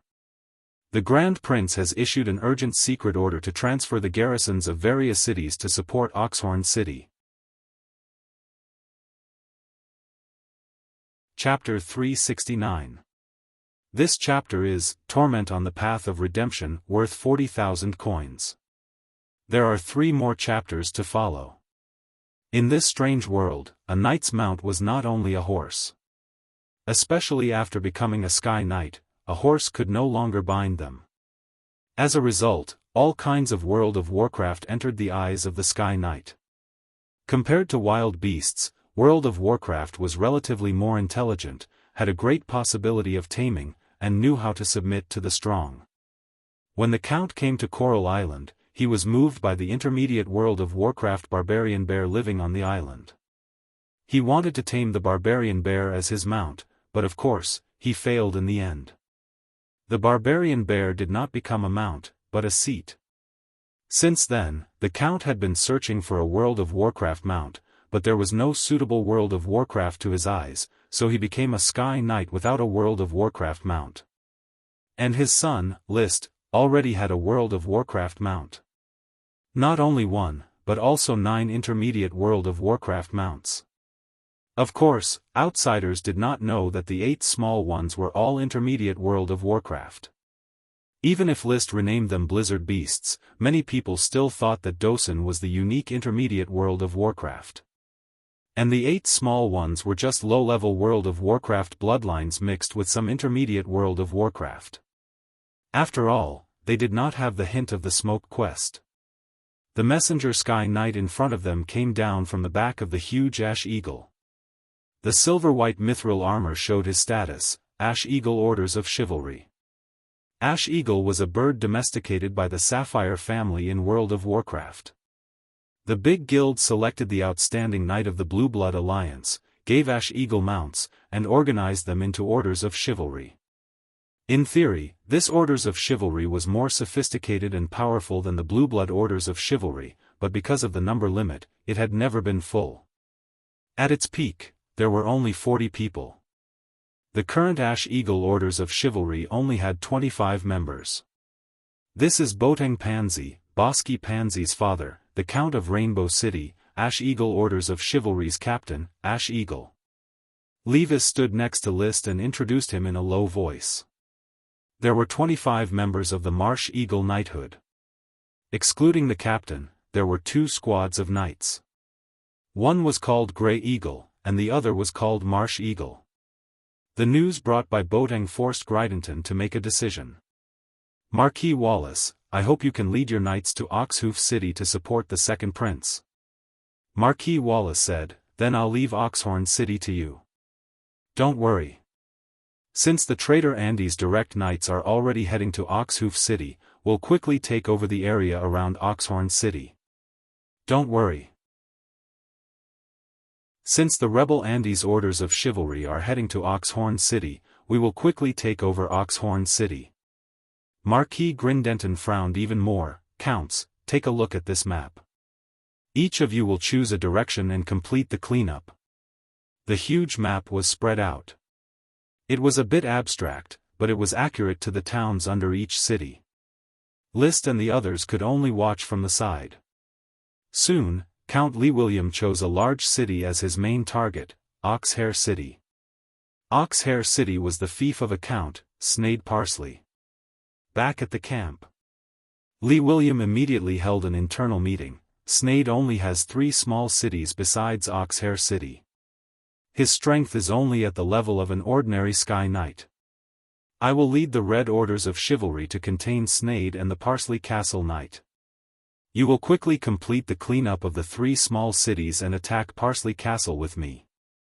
After thinking for a moment, he made another arrangement. Yunus will go to Little River City, Trick will go to Tree Shade City, List will go to Bristle City, and Levis will be responsible for roaming support. If there is no problem, organize the equipment now. When the other earls and I find out the defenses of the rebels and confirm the attack schedule, we will directly advance into Oxhair City.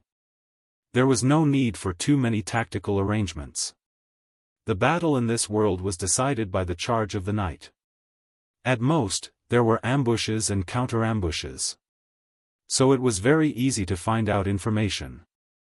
It didn't take long before the war started. According to the established plan, List led the Black Orders of Chivalry to Oxhair City with the Count. When they arrived at the border of the territory, the Count rode to List's side. He first ordered Leiden, protect List. Leiden solemnly replied, I am willing to use my body as Baron List's shield, my lord. The Count nodded in greeting, then looked at List with a complicated expression. There was worry, gratification, but in the end, he just calmly said, fight alone, be careful. List calmly took a breath, victory is at hand. Without too many emotional words, the Count waved his hand, and the 5 orders of chivalry immediately dispersed. List lightly kicked the horse's belly, and Black Dragon sprang out like an arrow, leading the Black Orders of Chivalry towards Main City. More than 140 Earth Knight, plus more than 30 Retainer Knight, a total of 180 horses trampled the earth under the scorching sun. Knight, armor, and horse, the weight added up was like a tank. The raised dust filled the air into a haze that took a long time to calm down. Main City's terrain is relatively open, and there is no Viscount Lord, so it won't be difficult to sweep. We will start sweeping from Hay Town and push all the way to occupy Main City. After strangling all the night, we will finally break through the whole city and meet up with the Count at Castle Parsley. List led the Black Orders of Chivalry forward. While replenishing water, he discussed the battle strategy with Layden, Cop Pearl, Nash, Marcus, and the others. I'm afraid the Knight of the small town has already heard the news and is hiding in Main City to guard it. That's just right, let's get rid of them all in Main City. List urged his horse to gallop. He had already concealed his excitement for the upcoming battle and replaced it with calmness. In the entire Oxhair City and the 3 small cities under its jurisdiction, there was only one ordinary Sky Knight, Sneyd. When this Sky Knight was targeted by Lee William, Oxhair City no longer had the existence of a knight capable of contending against Dosen. Even if Sneyd resorted to the strategy of luring the tiger away from the mountain and ambushing List, Paris and Dosen would join forces to stop him.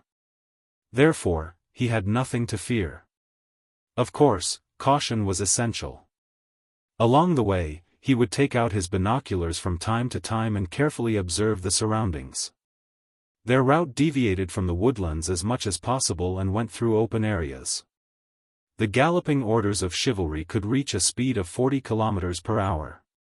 The whole army set off in the morning and separated from the orders of chivalry at noon. Before 4 o'clock in the afternoon, the Black Orders of Chivalry had arrived at their target, Hay Town.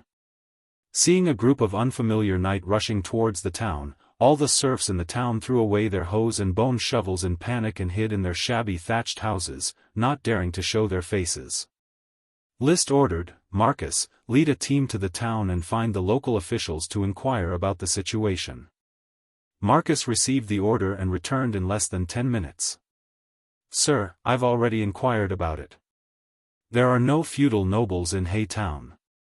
The nearest feudal nobles are in Wild Boar Town 10 kilometers away, which is the fief of a baron. 10 kilometers, no more than 10 or 20 minutes of travel. Let's go to Wild Boar Town. Black Orders of Chivalry did not stop at all and continued to rush to the next town. 15 minutes later, the horse stepped into Wild Boar Town. However, under the light of the setting sun, the town was very quiet and did not encounter any resistance. After capturing a few townspeople and interrogating them, the situation became clear. 10 days ago, the Baron of Wild Boar Town had already packed up his belongings and fled from his shabby little castle, leaving not even a single servant behind. Chapter 370. This chapter is, Kazanwaro, 10,000 Rewards. In front of an empty, dilapidated castle. There was only one serf responsible for looking after the castle. Trembling with fear, he replied, Sir, all the nobles of Main City have gathered in Main City. It was an order from the Count of Castle Vanilla. The castle's butler gave me 10 copper coins to look after the castle and make sure no one steals the flowers in the garden. After listening to the serf's words, List frowned in deep thought. Sure enough, knowing that the army is approaching, all the nobles have begun to band together to resist. Apart from Main City, I'm afraid there are only a few knight in this area. He quickly made a decision. The closest town to Main City is Honey Town, about 20 kilometers away. We can arrive in half an hour. Let's set up camp in Honey Town. Sir, aren't we too close to Main City? Layden reminded. Stay alert at night. I hope they will abandon the city and take the initiative to launch a sneak attack on me. If not, after a night's rest, we will directly attack the city. With Dosun around, their castle won't last long. Tear down the castle, destroy the knight of main city, and quickly move in. Dosun's rockthorn was the fastest magic to tear down a castle, unless the castle had anti-magic materials. After destroying the knight of main city, they would cooperate with the count to destroy Snade's castle Vanilla, and then they could quickly advance to the next big city. Ironhoof Island had a total of 11 big cities. The 3 port cities, Oxhoof City, Oxhorn City, and Oxhair City, had already been occupied. Ironhoof City, where Marquis Bull was located, was easy to defend and difficult to attack. However, there were still 6 big cities left. Capturing each one was a huge battle. In fact, destroying Ironhoof Island was not difficult. Marquis Bull could attack and injure the Sapphire Dragon, but that was more than 30 years of preparation, and no matter how strong he was only a marquis.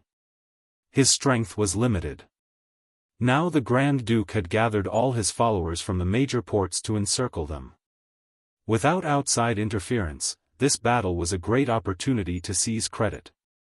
Moreover, Marquis Bull's direct subordinate, Orders of Chivalry, Wrathful Orders of Chivalry, had already gone to fight against the second prince. The area around Oxhorn City was, in theory, an abandoned battlefield. If they didn't seize the credit now, when would they? The only ones we have to be careful of are the sorcerers of the Goat Gathering. The Bull Marquis has a deep connection with the evil sorcerers of the Goat Gathering. However, the nobles who follow him may not have anything to do with the sorcerers. After List stated his decision, he let the others discuss it for a while. In the end, they still followed his decision and quickly rushed to Honey Town.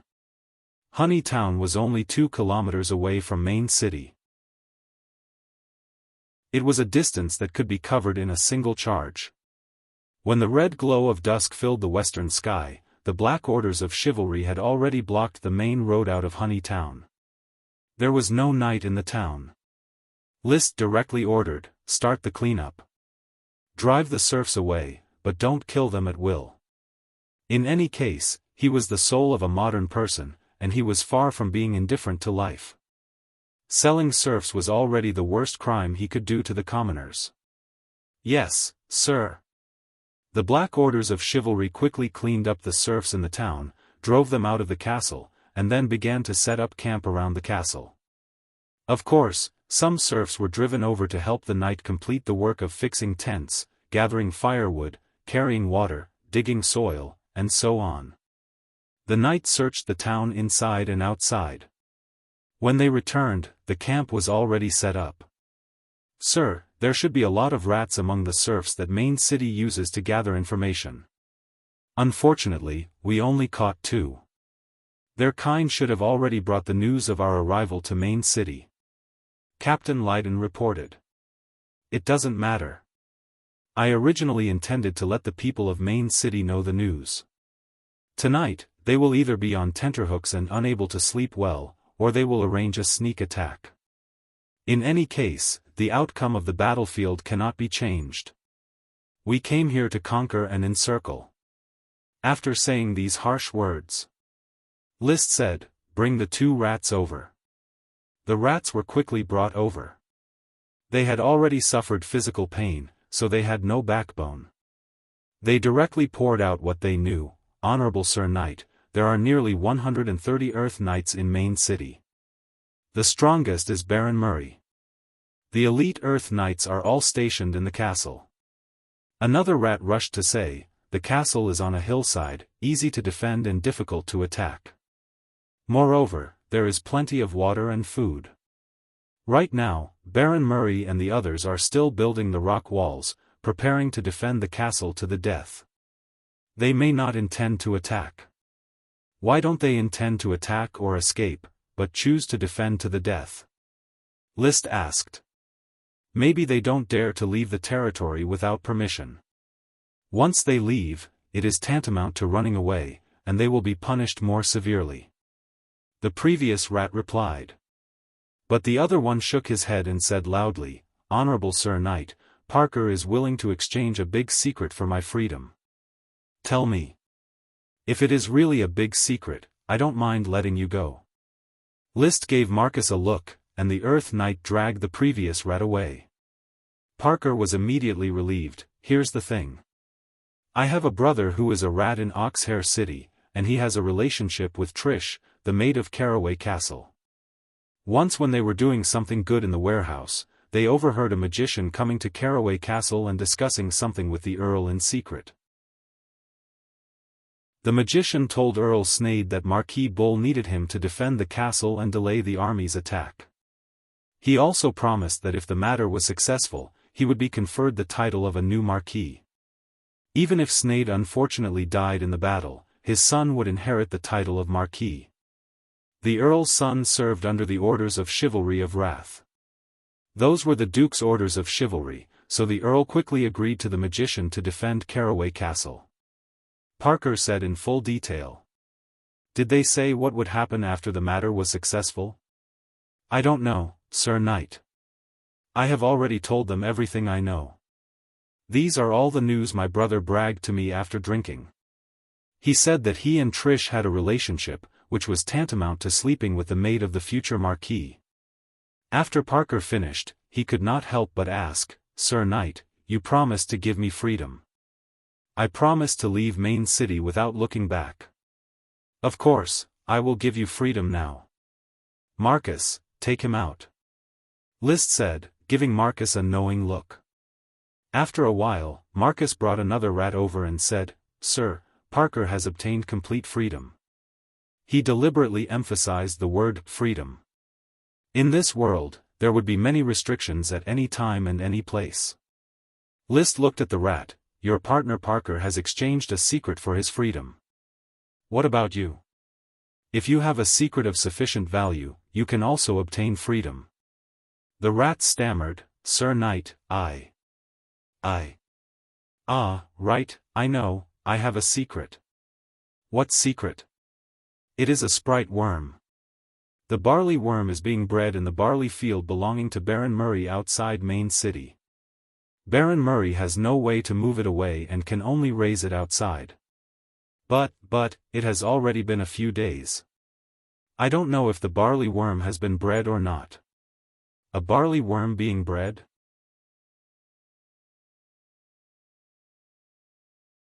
Chapter 371. He was not in a hurry to check whether the barley worms in the barley fields had been bred or not. List chose to stay in the honey town and rest for the night before attacking the castle the next day. Don't forget to strengthen the vigilance. Loudon, divide the Black Orders of Chivalry into 3 groups, each group will take turns to keep watch for 4 hours. Marcus, lead the night squad to inspect the obstacles again. Unlike other night squads, the Flower Town's night squads not only had to learn how to charge, but also had to learn how to trap, sail, foreign languages, and other knowledge. In fact, List had the idea of training his night squad into a special force. Loudon organized the night and the night squads to keep watch, while Marcus led people to check the security system. During a break, Paris suddenly came over. "Sir Baron, I am going to the main city's castle to investigate and find out what's going on inside the castle." As a light dragon's black dragon gang, she could use the ability of light and shadow to become invisible, which was an excellent reconnaissance skill. List was certainly willing to take her to the castle. Know yourself and know your enemy, and you will never be defeated. However, he did not immediately agree. "The main city's castle must have received news of our attack and will be strictly guarded. Wouldn't it be too dangerous for you to investigate? Please believe in my skills. As long as they don't have the ability to see like Sir Baron, no one will be able to discover me. Even if they discover me, they won't be able to keep me. I will be back soon. If it's convenient, I can kill the few night leaders." This was not boasting. Paris had such an ability. However, List shook his head. "The main city's strength is not strong, so there is no need for you to take action. Just carefully investigate. By all means, don't put yourself in danger. You know, I don't want anything to happen to you." Saying that, he patted Paris on the shoulder. Paris immediately blushed. "I understand." List's lips curled into a beautiful arc as he said calmly, "Besides, I need to practice with the Knight of Main City. This is my first time leading the orders of chivalry into battle. It won't be easy to find a suitable whetstone." "Yes." Paris raised her head and looked at List. "Lord Baron, I'll be back soon." After saying that, her figure had already disappeared from his field of vision. The sound of her footsteps spread into the distance, finally escaping into the darkness, and could no longer be seen. List was left standing on the spot, deep in thought. "I've only used the skin of the six-headed king sea serpent to make one leather armor for myself. I still have a lot of snake skin left. I should make one for Paris. Also, I need to find a chance to make mithril armor for my knight squad. It's a pity that I don't have a blacksmith who can forge mithril." Mithril was a magical metal, so the forging process was very strict. Ordinary blacksmiths would not be able to do it.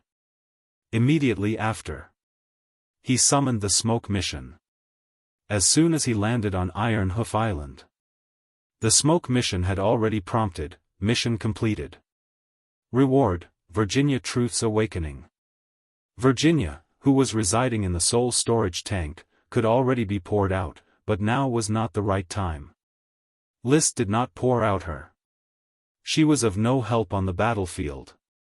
If he had the magic goat family's keel fixing technique, he could slowly ask her when he returned. Now, the smoke in front of him formed into serpentines, which was a new mission. Mission: you can't walk 1,000 miles without taking one step at a time. As an aspiring dragon rider lord, please perform well on the battlefield. Kill at least one enemy of the same level with your own hands. Only then will you be able to stand out from the masses and gain more glory. Reward: a low-level World of Warcraft of the dragon species.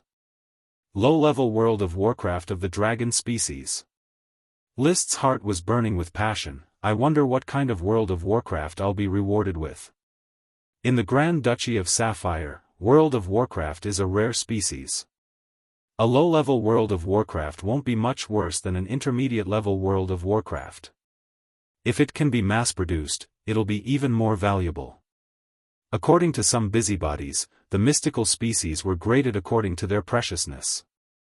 The Elven King is equal to the dragon and is more valuable than the super dragon in World of Warcraft.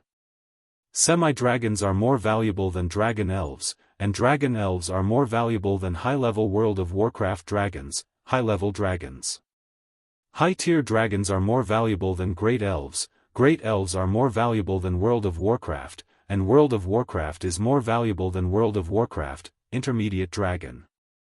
Intermediate dragons are more valuable than Advanced World of Warcraft, Advanced World of Warcraft is more valuable than fairies are more valuable than Intermediate World of Warcraft, and Intermediate World of Warcraft is more valuable than low-level World of Warcraft, low-level dragons. Low-level dragons are more valuable than dragon-type beasts. Dragon-type beasts are more valuable than sprite worms are more valuable than low-level World of Warcraft, and low-level World of Warcraft beasts are more valuable than low-level World of Warcraft beasts mixed with a bit of World of Warcraft bloodline. In Flower Town and Black Horse Island, List already has two kinds of dragon-type beasts, black blood horses and dragon-type cows, as well as intermediate World of Warcraft blizzard beasts and low-level World of Warcraft mallards. There is also the Black Pearl Clam, which should be regarded as a World of Warcraft beast. No, it should be a sea monster shell. Each of them is an industry worth vigorously developing. Of course, they all need time to settle. Without a few years of cultivation, they will not be able to burst out of too much value for the time being. I don't know if the low-level dragon beast rewarded by the smoke task can be developed into a breeding industry, but in any case, in this battle to clean up Main City, I will kill an elite Earth Knight with my own hands. List didn't have a bloodthirsty desire, nor did he like killing people. But since it is war, he should be mentally prepared for the enemy to die while he lives. From the moment he had chosen to step onto the battlefield, killing had become a compulsory course. In fact, he had adapted very well to it. The two rats had been a drill. Since they had chosen to find out information about the Black Knights, they were his enemies. He will never be merciful to let the mice go and let them bring the news back to Main City. About an hour later, List was practicing aura decay when he heard familiar footsteps, causing him to raise his head and look at the door. Dang dang dang. There was a knock on the door, accompanied by Paris's voice, "Lord Baron, it's me. Please come in." When Paris came in, he immediately asked, "Did you encounter any danger?" "No, the castle of Main City is indeed very tense, but none of the night there can find my existence." Paris replied with a little pride, and then said, "It seems that they do not intend to defend the castle. I found them digging tunnels leading to Main City. They are preparing to escape at any time. I think they may be braver than I thought. I saw that Baron Mori, and I also heard his secret conversation with the other knight. They are preparing to gather in Main City through the tunnel. When you lead the orders of chivalry to attack the castle, they will attack from Main City." List nodded, "Very good thinking. Thank you, Paris. It's just a small matter. You should be very tired, rest early."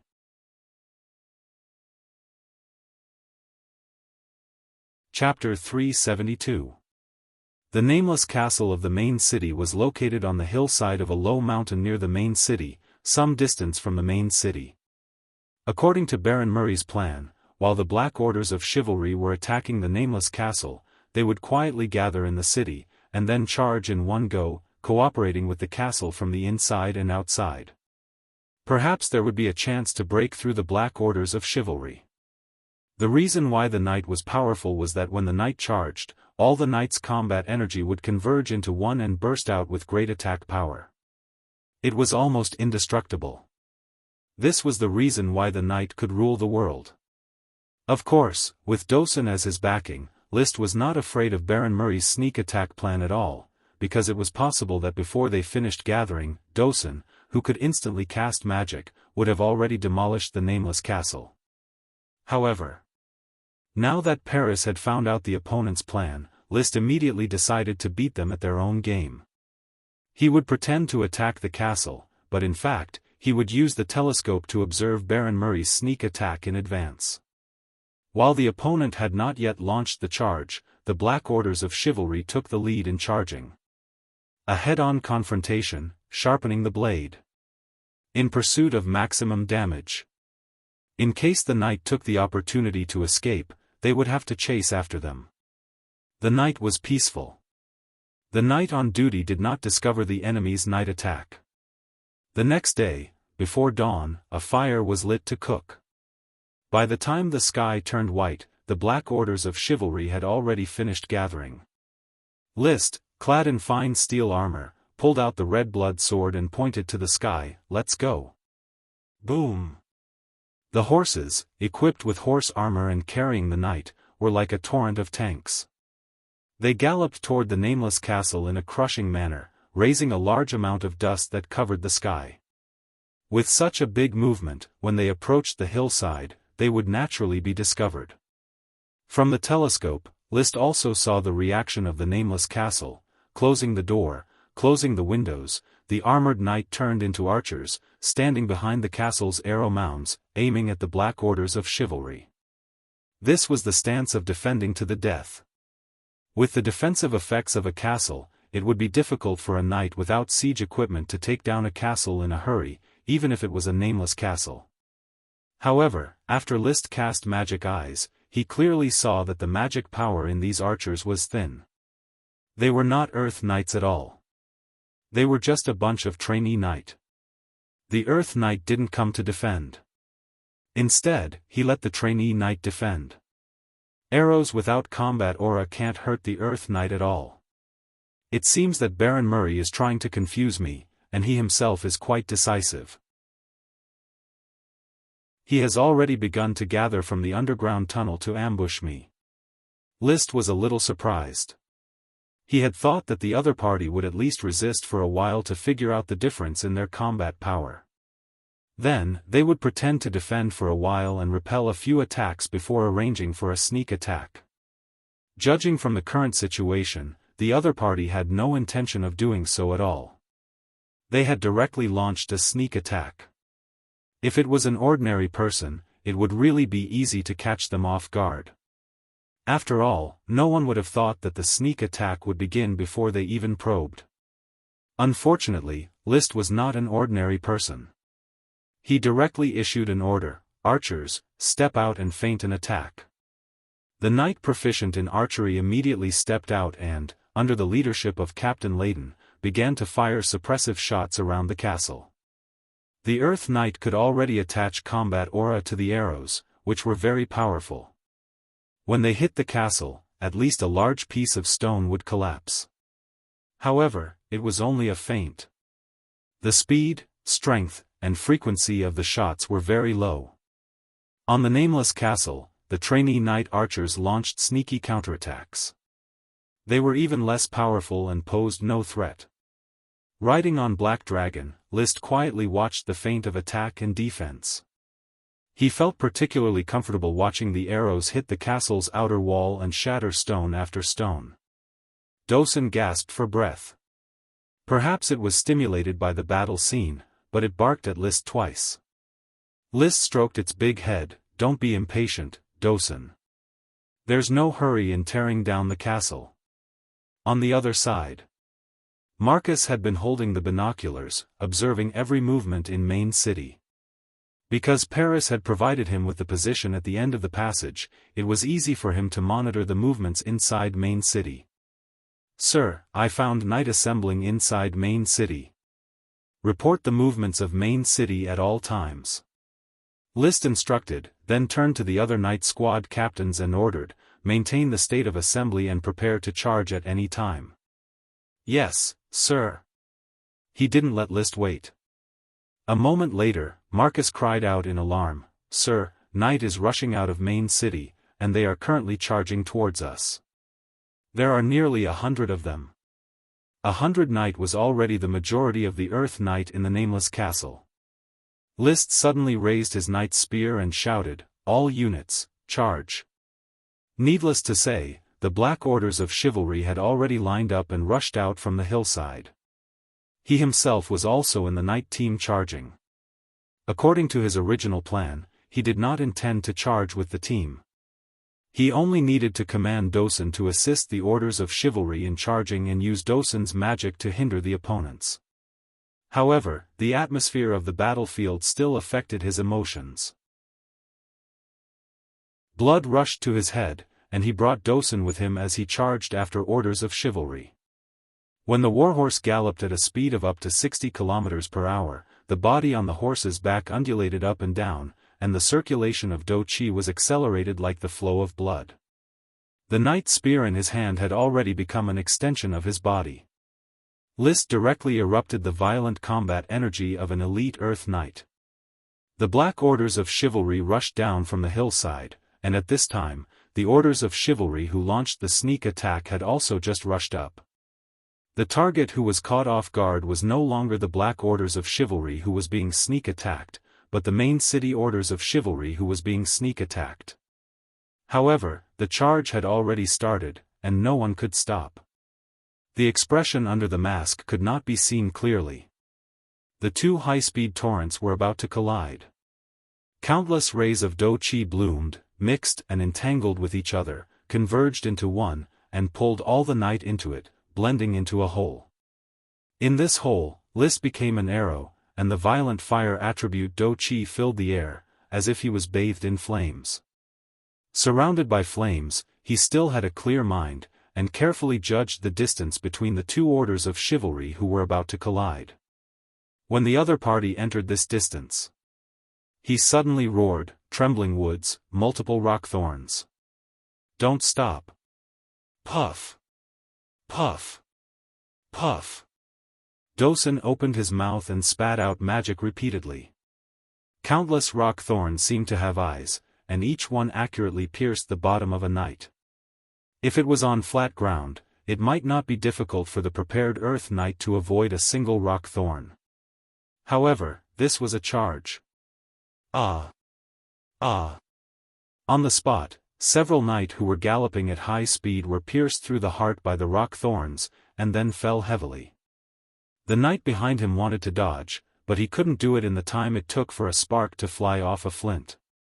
They could only trample on the bodies of their companions and continue to charge. The free rock thorns did not stop at all. Although they could only cause a small amount of damage, they greatly destroyed the charging formation of the Orders of Chivalry. Without giving them a chance to adjust, the Black Orders of Chivalry had already rushed over under the leadership of List. The knight's spear, which was infused with violent fire attribute Do Qi, stabbed out fiercely. An Earth Knight who could not dodge in time was stabbed in the chest by List before he had time to hold up his shield. The fine steel armor was only delayed for less than a blink of an eye before it was pierced in an instant. The spear pierced through the body of the Earth Knight, lifted him up, and flew out. A light blow.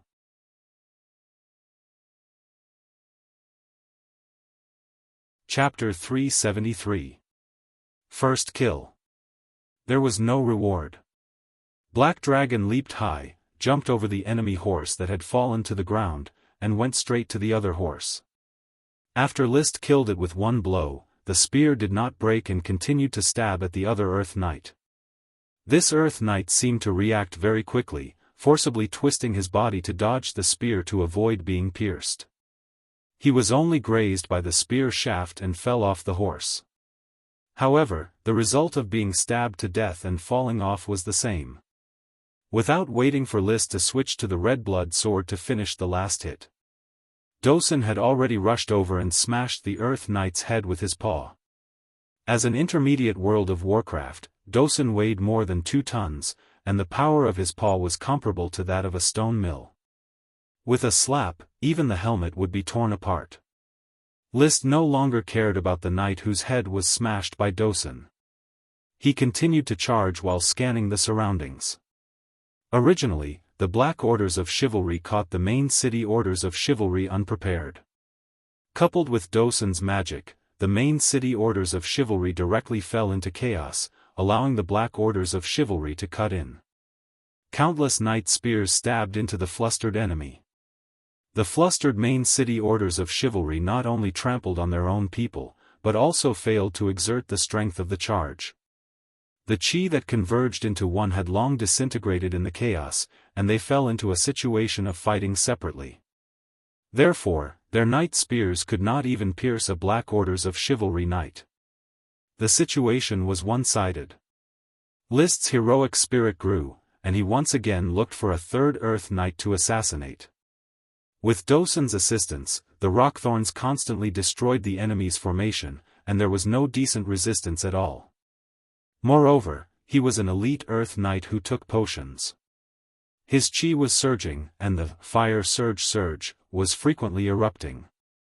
In a short period of time, 1/3 of the 100 Orders of Chivalry had fallen. At this time, the archers besieging the nameless castle also rushed over and shot arrows at the charging knight. The accurate arrows continued to harvest heads. Dosun. Archer. Charging knight. Under the 3 strikes, the main city Orders of Chivalry fell into a state of destruction and couldn't even escape. After being penetrated by the Black Orders of Chivalry, they immediately turned around and charged a second time, then a third time. They harvested heads like harvesting wheat. List's performance was the wildest. He remembered that he still had a smoke mission to complete, kill an enemy of the same level, an elite Earth Knight. He didn't know if the first one he stabbed to death would be an elite Earth Knight, so he had to hurry up and try to kill a few more Earth Knights. He would eventually meet the elite Earth Knight. After the knight's spear broke after killing 2 people in a row, he immediately switched to the red blood sword and killed another person. After 3 rounds of charging, there were no more enemies around him. Unwilling to give up, he took out the bow and arrows on his back and harvested the Earth Knight who had fallen to the ground. He really did manage to pick up a few heads. At this moment, there wasn't a single main city knight left standing on the battlefield. Black orders of chivalry continued to charge forward, completing a glorious massacre. Dosun's contributions couldn't go unnoticed. The might of middle-level World of Warcraft was on full display, especially when it destroyed the enemy's charging formation. Compared to human mages who needed time to cast spells, World of Warcraft casted spells instantly by opening their mouths. After all, most of World of Warcraft's mana came from oneself, but mages had to gather mana from the air. The casting speed of the two wasn't on the same level. Even a great mage who was proficient in the earth element would not be able to destroy the charging formation so smoothly. "I surrender." An earth knight who was lying on the ground, covered in blood, cried out in pain. Because he found that List had already aimed his bow and arrow at him. Under normal circumstances, a knight could choose to surrender and then let the family or the lord redeem him with money. If no one came to redeem him, he would be reduced to a serf and work for the captor to pay off the debt. Nobles followed this rule and rarely killed captives because it cost a lot of money to redeem a captive, which was more cost-effective than killing. However, the bow and arrow in List's hand still pierced the knight's throat under the helmet. Because the Grand Duke was very angry, he directly ordered that no captives were needed. Traitors could not be forgiven. The most important thing was that these knights were not expeditionary knights. After being captured, their land and wealth would be taken away by the Grand Duke. There was no money to redeem them. Phew. After confirming that there were no knight alive, List put down the bow and arrow in his hand and glanced coldly at the blood-stained battlefield. More than 100 Earth Knights were all lying in pools of blood. The sorrowful cries of the warhorses and the smell of blood in the air intertwined, rendering the cruelty of war. The first charge, the first kill, the first victory. List did not know how he felt at the moment. Growing up under the red flag, he had not even killed a chicken, let alone killed a man. However, after transmigrating to this world, he finally began to hunt his own kind after killing World of Warcraft. The hot blood slowly dissipated, and he felt an urge to vomit. But he knew that he could not vomit, otherwise his heroic image of killing the enemy would immediately collapse. As a noble and a knight, he could not lose his brave and fearless performance. "Commander, all the enemy knight have been beheaded." Captain Layden rushed over on his horse. His body was stained with a lot of blood, but it was all other people's. "How are our casualties?" "No one died. Only 2 knight were seriously injured and lost the ability to fight. The seriously injured knight will be taken care of by the retainers. Send 2 knight squads to main city to guard the tunnel exit." List resisted the urge to vomit and coldly said, "The rest will follow me to besiege the castle." Black Dragon galloped again. The sun shone fiercely and the warm wind blew on his face, slightly freeing him from the influence of killing people. He needed to vent. Perhaps because his attention was once again diverted by the war, he no longer thought about the human limbs on the ground, nor did he think about the blood of his own kind on his hands. He only wanted to tear down the nameless castle. In fact, from the moment he killed the rats, he had already thoroughly integrated into this world and its morality. War was the fate of a knight. Blood was the wine of nobles.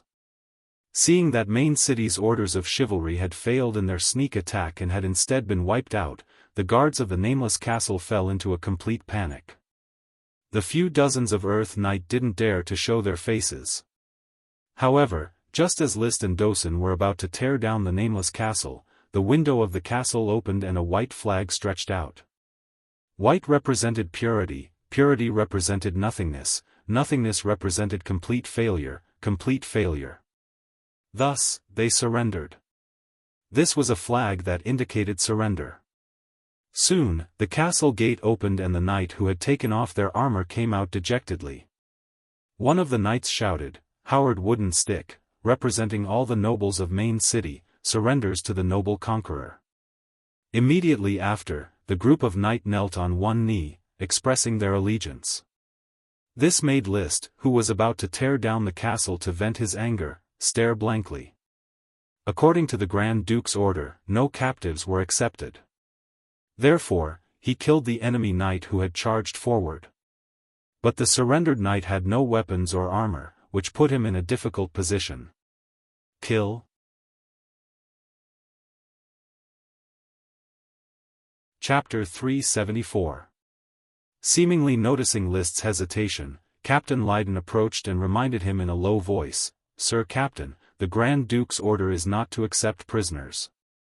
As long as the Grand Duke's dragon was still alive, he was still the sole authority of the Grand Duchy of Sapphire. Of course, List would not let his conscience get the better of him and release these people. From the moment they decided to resist, it was a battle to the death. Traitors could not be forgiven. They could only blame themselves for following the wrong lord and not being able to repent in time. List's gaze swept over the group of people kneeling on one knee. He slowly said, "Captain Lydon, give each of them a chance to write a will, hand over the sprite, and then let them commit suicide. Copperfield and Nash, take over the castle and clean up the threat. We will rest in the castle for a day. Marcus, lead the night squad and follow me outside for a patrol." He no longer asked how the surrendered knight would commit suicide. List went straight to the barley field on the other side of the castle. According to the information revealed by the rats, the barley field was breeding a sprite worm. He was going to secretly contract the sprite worm as his personal trophy. No one else knew about the sprite worm, therefore, swallowing it would not be a problem. The barley field was very easy to find. After releasing magic eyes to survey the area, he quickly found the protected barley worm stalk. The barley worm had yet to be born, but it should be soon. It might be born in 1 or 2 days. Finding the sprite worm, yet being unable to immediately take it away, made List a bit vexed. He was still anxious to rush to Oxhair City to join the Count and sweep away Count Snade's orders of chivalry and plunder military exploits. He had no time to stay here. However, since he did not intend to leave today, then he could still wait. He thought, if the barley worm is born before tomorrow morning, I will immediately contract it. If it is not born before tomorrow morning, then I will have Marcus temporarily stay here to take care of the wounded. After the barley worm is born, I will dig out the worm stalk and bring it with me. Digging out the worm stalk was very troublesome and might even harm the worm stalk itself. The best way was to bestow a contract with a subordinate and then let the sprite worm migrate the worm stalk. The sprite worm could be bestowed as a reward to a follower. But usually no lord was willing to do so. This was because sprite worms could only contract twice. Since the lord had already contracted once, the sprite worm could only contract once more after dissolving the contract. Otherwise, its value would be greatly reduced. The sprite worms sold on the market were wild sprite worms that had not been contracted. The barley sprite worm before him clearly met the conditions for a reward. However, List was not willing to give it to his subordinates. He would rather give his subordinates a large sum of gold coins to buy sprite worms than to give away the sprite worms he encountered. "Philip, take 2 squires with you and wait here. Pay close attention to the birth of the barley worm." "Yes, my lord." After inspecting the barley worm stalk, List quickly led the night squad back to the castle. At that moment, the castle had been changed to a black tulip flag. Captain Lydon came over to greet him. "Sir Commander, all of the main city knight have committed suicide." A group of civilians from Main City hurried over and buried the corpses. "The inventory of the castle's storehouse has already begun. There is enough food and water, but there are no sprite worms." "There aren't any?" "Yes, these knight received the news and have long since transferred their sprite worms to their wives and children. As for their wives and children, we did not inquire about them. After all, sprite worms cannot be contracted a 3rd time." List nodded. These night squad had clearly been prepared. It was unknown how many benefits Marquis Bull had promised them to dare to defend Iron Hoof Island at the risk of opposing Sapphire Grand Duke. Under normal circumstances, apart from Marquis Bull's diehard followers, the other aristocrats should have long since surrendered and welcomed the imperial army. After all, the Grand Duke had a dragon. Perhaps the news brought by the rat was true.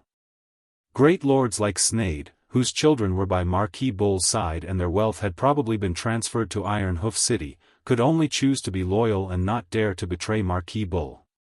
After betraying Marquis Bull, they would lose everything. They could only hope that after the success, they would continue to gain glory. List did not know what these Knight Squad were thinking, nor did he want to know. He had come here to render meritorious service. With a lord like Sneyd vowing to resist to the death, it would be convenient for him to fight for glory. He had already arranged for 2 Earth Knights to rush to Oxhair City at top speed to report to Count Lee William the information he had obtained. A wizard had secretly communicated with Sneyd, mentioning a major event and threatening to promote Sneyd to the rank of Marquis after the success. As for what this major event was, it was still unclear. It was better to let the Count worry about it. As he followed Captain Lydon into the nameless castle, a stench of excrement and urine assailed his nostrils, making him want to vomit. There were probably too many people living here, resulting in the stench inside the castle. It was like a castle-style toilet. Get someone to clean up the 3rd floor I live in immediately. The 3rd floor was continuously washed clean of the filth in the corridors and rooms. Although there was still a faint stench that could not be dispelled, it was still barely habitable. List sat behind a desk that originally belonged to an aristocrat. He listened to Captain Lydon and the others report on the spoils of war. As a small city, the spoils of war in Oxhair City were not very abundant, especially when the elves had long been moved away. Finally, he thought for a moment and gave an order: divide the gold coins evenly. Remember, tell all the knight to keep their mouths shut and keep their share of the gold coins. This was dividing the spoils of war privately, which was against the Grand Duke's order. However, Count Lee William had said before that the looting of the spoils of war should be restrained, but he did not strictly forbid it. This kind of thing could not be prohibited. In a war with no profits, why should the knight contribute? After all, the lord and knight provided the equipment and logistics themselves, including their own lives. No one would believe that they could get their share after handing the spoils of war to the Grand Duke. The Grand Duke would definitely favor the Blue Blood alliance. Captain Lydon replied with a smile, "Commander, all the knight knows that they should keep their mouths shut after getting the benefits." List nodded, "Replenish the lost weapons from Oxhair City, and replenish the consumed food from here as well." "Right, call Marcus for me." Marcus quickly arrived. List motioned for him to close the door first, and then said, "Teacher Marcus, I have a task for you. Go to Oxhair City and search for craftsmen. Forget about ordinary craftsmen, but they must be craftsmen or above, especially craftsmen such as papersmiths and salt makers that the Flower Town does not have." Marcus asked, "Sir, can we take these craftsmen with us? Tell them that after the fall of Iron Hoof Island, everyone will bear the wrath of the Grand Duke, because they are all sinful traitors. The Flower Town can provide them with better shelter. As for taking them away, the sea is so vast that they can always be sent to the ship." It was very difficult to take away a large number of supplies from the island without passing through the port. However, it was not very difficult to take away a few craftsmen and their families.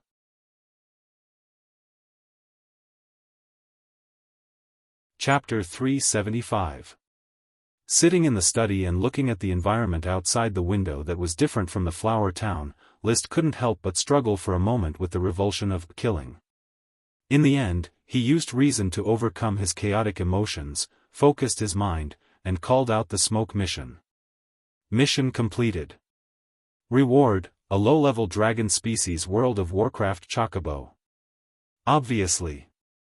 Among the Earth Knights killed by List, there was an elite Earth Knight, so the mission was determined to be completed.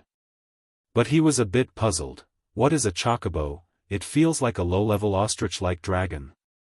Whether it was an ostrich-like or not. A low-level dragon was a valuable prize. I wonder how this chocobo will become my reward. He only planned to stay in the castle for one day.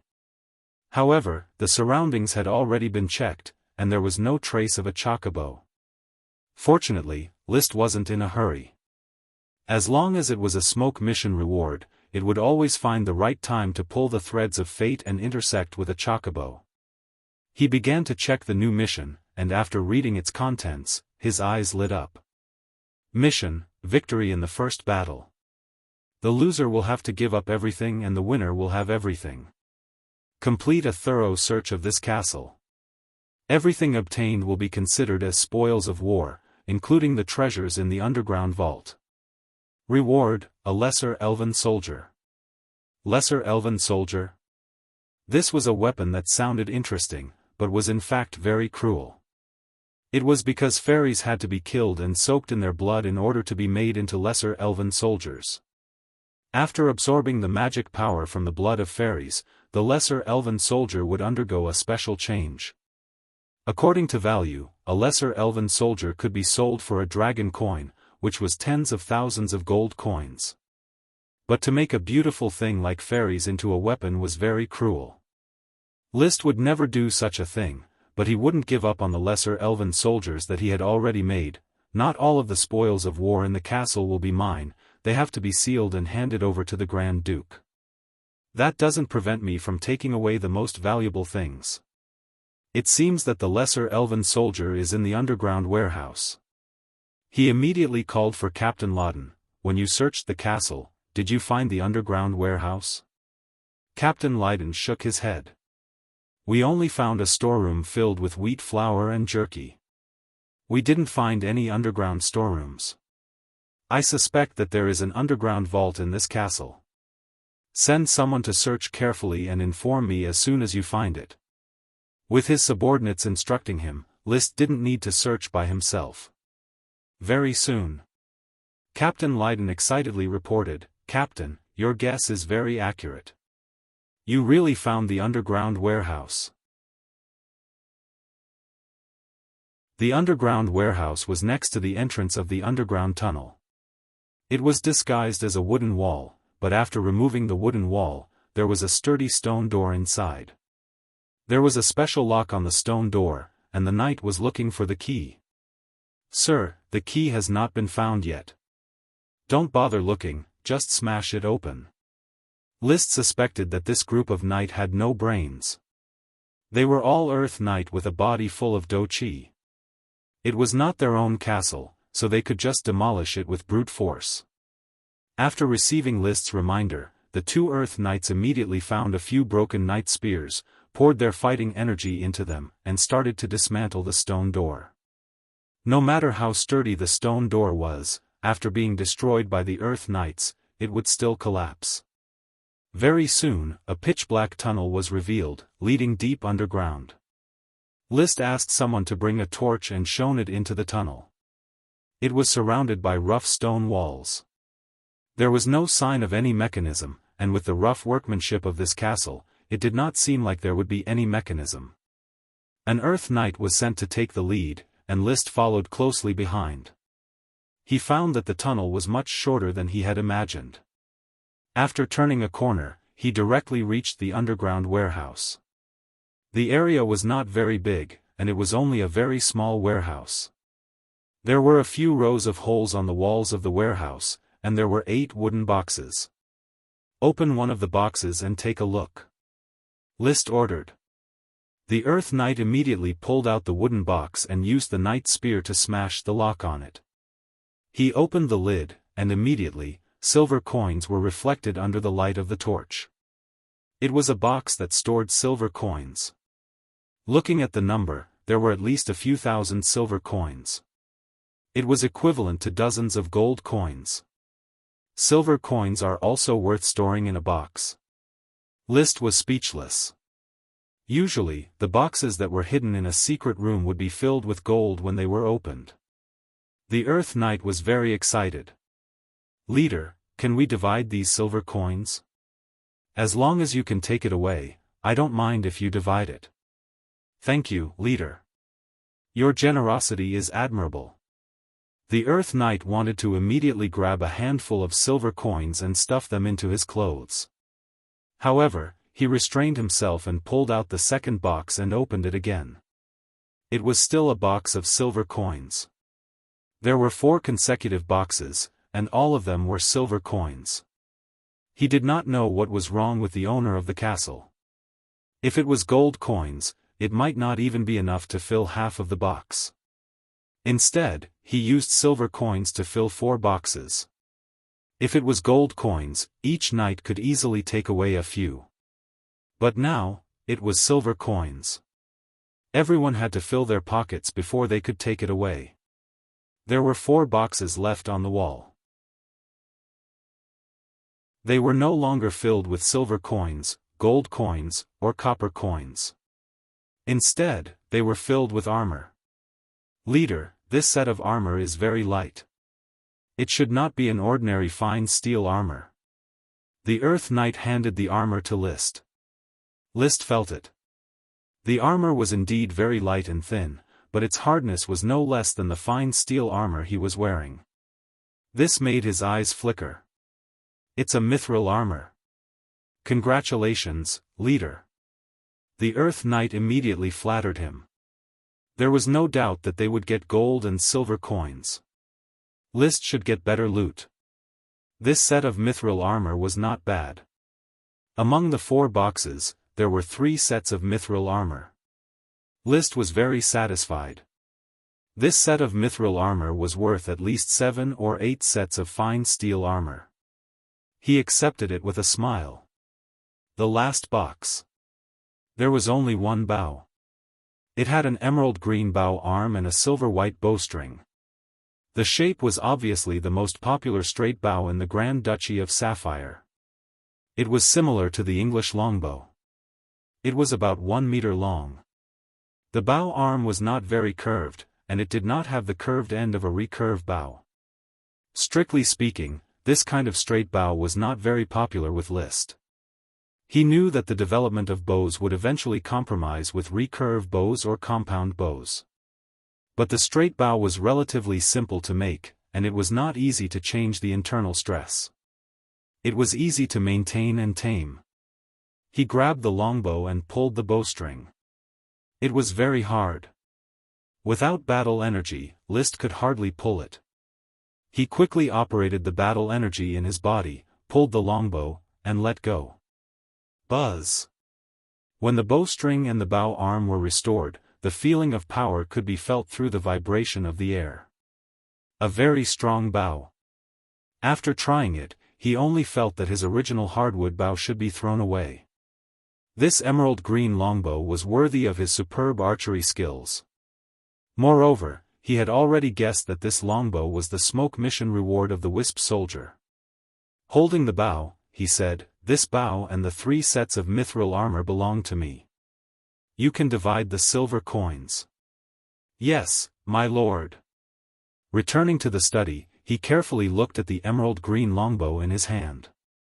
He found that there were small serpentines engraved on the bow arm. He looked at it against the light coming from the window. The serpentines impressively read, "Wisp, Swift Shadow Bow." This was the common naming method for Wisp soldiers. Wisp meant that it was soaked in the blood of Wisp soldiers, while Swift Shadow Bow was its real name. He took out an arrow. Circulating his battle energy, he pulled the Swift Shadow Bow. List did not use multiple arrows. He only relied on the power of the bow and arrow to release the bowstring. Whoosh! The sound of breaking air rang out. The arrow was like a ray of light. In a flash, it landed on a tree not far from the castle. The arrow shaft was buried in the trunk.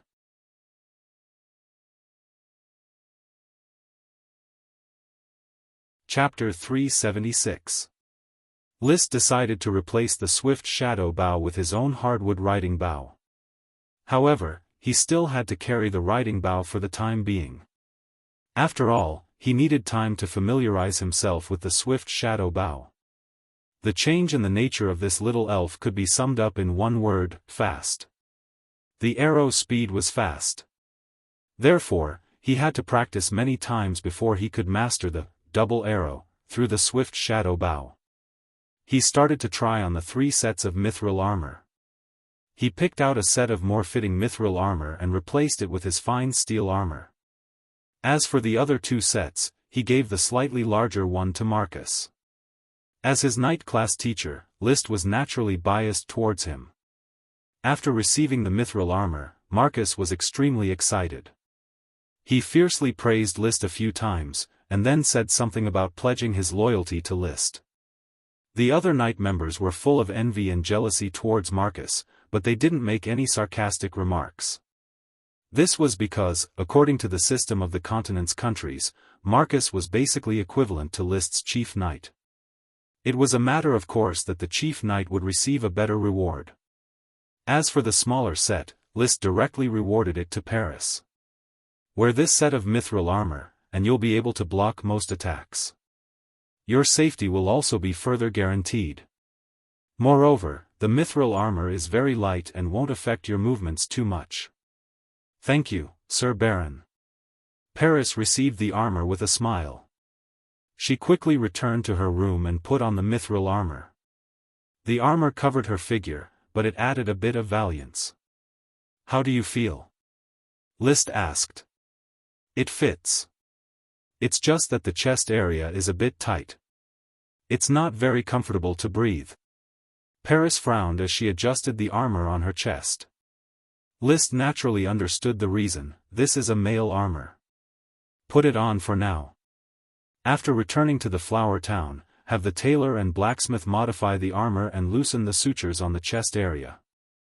It should no longer restrict you. Big breasts were also a troublesome thing. Paris seemed to notice that the topic was a little unnatural, so she changed the subject. I still don't like wearing armor. Leather suits my fighting style better. List said calmly, then when we get back, give me the mithril armor. I'll use it to arm my night squad. I'll have someone make you a set of leather armor with the skin of the 6-headed sea serpent king. Lord Baron, isn't this too expensive? Paris asked. Equipment is for people to use. If they can protect you, it means that their existence is valuable. List revealed a gentle smile. Don't forget, you're the bodyguard I hired. If I encounter any danger, I'll need your help. Paris's eyes lit up. I won't let Lord Baron be in danger. I believe you. They looked at each other. List's expression was still calm, but Paris blushed. She coughed and said, then, I'll go back to my room to rest. Perhaps she didn't notice it herself, but her voice was much softer than usual. List watched Paris leave. List spat out a mouthful of turbid air. He looked at the 4 walls of the study and couldn't help but complain, there are no books in the study, what a barbarian. Black orders of chivalry rested in the nameless castle. He ate and drank to his heart's content, wasting a lot of food. If it weren't for the untimely action, List would have opened the warehouse and distributed the food from the castle to the poor serfs of Main City. Deep down, he still had compassion for the state of the universe. Unfortunately, the spoils of war that couldn't be privately divided in the castle had to be sealed up and handed over to the Grand Duke. In any case, he had to obey on the surface. He took a nap at noon. He began his daily routine of taking potions, and at the same time, he sped up the progress of practicing aura decay. He had already tasted the benefits of this Chi's secret skill. The Chi dissipation rate in his body slowed down, and the effects of taking potions began to improve, making him intoxicated and unable to extricate himself. In the evening, when he was preparing to familiarize himself with the swift shadow bow, the retainer knight Philip brought good news. My lord, the barley worm has been bred. Without any hesitation, he immediately led the Flower Town's night squad and rushed towards the barley field with Dosen. When he arrived at the barley field, he saw a chaotic scene. The few retainer knight List had arranged to be stationed here were fighting a monster resembling an ostrich and a rooster. After seeing List and his party, the bird monster didn't dare to continue fighting and immediately turned tail and fled. However, it seemed to be attracted by something. It just ran to the nearby shrubs and continued to stare at the barley field. List rushed to the vicinity of the worm stalk. He didn't contract the barley worm immediately, but rather stared at the strange bird walking at the edge of the shrubs. A thought flashed in his mind: is this the low-level dragon beast chocobo that I got as a reward for the smoke mission? Its appearance didn't exceed List's imagination. It was not smaller than an ostrich, had a body as fat as a rooster, and had colorful feathers. It looked quite gorgeous. It had a slender neck, a dinosaur-like head, and a large triangular beak with serrated edges. It seemed to be full of teeth. Its legs were thick and sturdy, covered in thick feathers. Moreover, they were very long, at least 1 meter in length. The chocobo was about 2.5 meters tall. Its body was only half a meter long, its legs were 1 meter long, and its neck and head were 1 meter long. This made it look somewhat strange. Now, how do I catch it? The thought flashed through his mind. He asked the retainer knight, "What happened just now, and what's with this bird?" "My lord, we were guarding the barley worm. After the barley worm was bred, for some reason, this bird rushed over and wanted to eat the barley worm. Its beak is very sharp and its movements are very fast. We were almost not its match." Xavier replied somewhat embarrassedly. It was indeed a bit shameful for several people to be unable to defeat a bird. Because the chocobo hadn't released any magic, they didn't treat it as a World of Warcraft. Otherwise, they would have already disappeared. A trainee knight couldn't deal with a World of Warcraft. But after hearing Xavier's reply, List was still confused. "You can defeat it?" The chocobo was a low-level dragon. Based on its strength, even if it couldn't defeat an intermediate World of Warcraft, it wouldn't be too far off. Xavier scratched his head. "My lord, this bird is very powerful. It looks like a giant rooster, but apart from using its beak to peck at people, it doesn't have any attack power. A low-level dragon that only knew how to peck at people." He couldn't understand. List saw that the chocobo didn't run away, so he calmed down Dosen, who was about to catch the bird, and formed a contract with the barley worm. Jade powder and a jade box were necessary items for him to go out. He sprinkled some jade powder and stretched out his finger. Soon, the barley worm bit down on his finger. The contract was successful. "Little guy, come, I'll take your worm stalk." The barley worm obediently opened its mouth, and the worm stalk immediately shrunk to the size of a grain.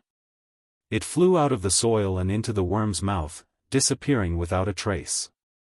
Putting the tired barley worm into a jade box, he gave it to the retainer knight. Then, List turned his attention to the still wandering chocobo.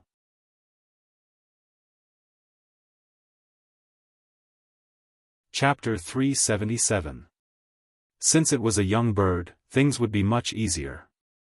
With Dosen's magic rock wall, it could completely block the way, and then catch a turtle in a jar. But List didn't choose to do so. Looking at the reluctant chocobo, he suddenly felt that the bird must have a request. It appeared because of the barley sprite worm, which means it feeds on sprite worms? That's a bit hard to accept. Although sprite worms aren't as valuable as low-ranked dragons, they're still terrifying to raise. Feeding on sprite worms might even seem extravagant to a dragon, let alone feeding a low-ranked dragon. Moreover, given the rarity of sprite worms, it was truly inconceivable that a chocobo could survive and grow so big. He deduced that the chocobo was only interested in sprite worms. Maybe I can lure it with something else? While thinking, he had someone bring some jerky and tossed it over. Startled by the jerky, the chocobo hid in the bushes, but soon came out again, cautiously approached the jerky, lowered its head and pecked at it, but didn't eat it. It doesn't eat meat? List had someone throw bread and fruit, and found that the chocobo did eat a bit, but didn't show much interest, still staring at the sprite worm in the retainer knight's hand. "Sir, this strange bird probably wants to eat the barley sprite worm." Marcus said directly, "Just shoot it down, leaving it alive would be a waste to the sprite worm." "Don't worry, I'll try again." List rejected. He didn't believe that the chocobo rewarded by the smoke mission was to eliminate the abundant sprite worms in his territory. After thinking about it, he decided to try the effect of the jade. Maybe this low-ranked dragon also liked to eat jade. He threw the jade next to the chocobo's feet. The chocobo lowered its head and pecked at it, indifferent. Jerky didn't work, bread and fruit didn't work, jade didn't work either. List immediately frowned. Does this bird really want to lust after the sprite worm? "Sir, shoot it," Marcus suggested again. Trembling Woods also barked. It was also a little impatient. However, List still chose to try seducing him. After all, this was his reward, so he had to treat it gently. But half an hour later, the chocobo had been showered with all sorts of items, and still none of them had managed to lure it. At this time, he could no longer be gentle. With a cold face, he gave the order, "Dosen, the rock wall." Boom! Dosen lunged forward, opening his mouth to spit out magic, and a 10-meter wall of rock appeared behind the chocobo. Clatter! The chocobo squawked and ran, its movements light and agile, circling the rock wall from the left. But before it could escape, Dosen cast another stone wall. This middle-level World of Warcraft had greatly improved its intelligence under List's training, and it knew how to use magic to hunt. However, everyone had underestimated the speed and agility of the chocobos. This low-level dragon that looked like a long-necked rooster was able to leap high into the air like a flea. As long as the path was blocked by a rock wall, it would leap high into the air and leap over it. No matter how hard they tried, they couldn't even catch a single feather. The night squad had already circled around the bushes, trying to surround the chocobo, but they couldn't. Even when List gave the order to shoot with arrows, they still couldn't hit it. Even after sweating profusely, the chocobo was still jumping around unscathed. "Sir, something's wrong with this bird, it's not a normal beast," Marcus said with a dark expression after a few missed shots. List waved his hand, no longer wasting his energy. The plan to surround the chocobo had failed. "It really is something else. If we can't stop it, we should all stop." Fortunately, the chocobo seemed to be toying with them. It could have run away, but it chose not to, instead playing hide-and-seek with them. One could only imagine how strongly it was attracted to the barley worm, otherwise it wouldn't have taken the risk to stay here. The night squad stopped, and Dosen also lay on the ground with its tongue hanging out. It was the most ferocious in its pursuit, but it still couldn't catch up to the chocobo no matter how hard it tried. All it could do was stick out its tongue awkwardly, pretending that the heat was affecting its performance. As they stopped, the chocobo also stopped, jumping onto a rock wall and staring at List's squad, as well as the jade box with the barley worm in it. The best thing to do now was to use the barley worm as bait to lure the chocobo into the trap. But List couldn't bear to do that. With the chocobo's speed and agility, it would be very awkward if it ate the bait and still couldn't stay. Besides, he couldn't tell if it was worth it to lose a barley worm for a chocobo of unknown nature and uses. Suddenly, he had a flash of inspiration. He thought of a new plan. He had Marcus find some rope, make a few hunter's ropes, and pretend to throw them on the ground. He then picked up the jade box, opened the lid, and waved it around to attract the chocobo's attention. The yellow barley worm immediately attracted the chocobo's attention. Cluck, cluck. List quickly closed the lid. He turned around, put the barley worm into another jade box, and secretly passed it to Marcus. Then he turned around again, holding the empty jade box, and placed it in the center of the rope trap. Then he slowly retreated, until he was about 10 meters away, and waited quietly with Marcus and the others, each holding a rope. Cluck. The chocobo clearly didn't understand what the ropes on the ground were. Its intelligence hadn't evolved to this level yet. So after pacing back and forth impatiently, it finally couldn't hold back its desire for the barley worm, and tentatively walked towards the jade box, only to shrink back again halfway. After walking back and forth a few times, it finally couldn't hold back anymore, and rushed towards the jade box. When it stepped into the trap, List suddenly yelled, "Pull!"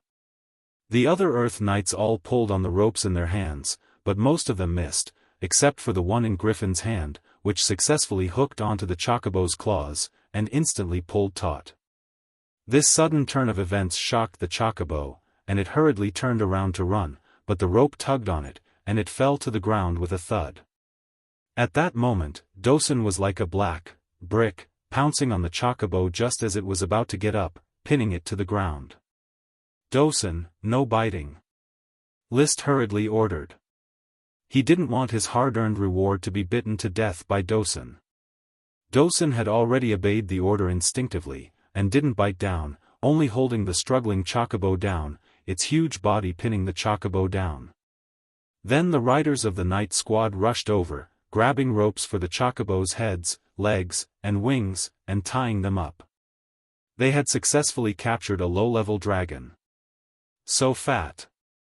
Charles Pitfall rubbed the chocobo's belly as he tied it up, exclaiming, "Sir, this bird is enough for us to eat for a few days." List rubbed the chocobo's dinosaur-like head, satisfied with this hunt. "There's no way I'm going to eat it, I'm going to tame it and make it my mount."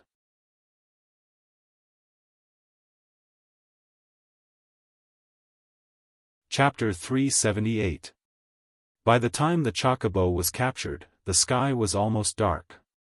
After sending away the members of the Orders of Chivalry who came to watch the fun, List began to think about how to tame the chocobo.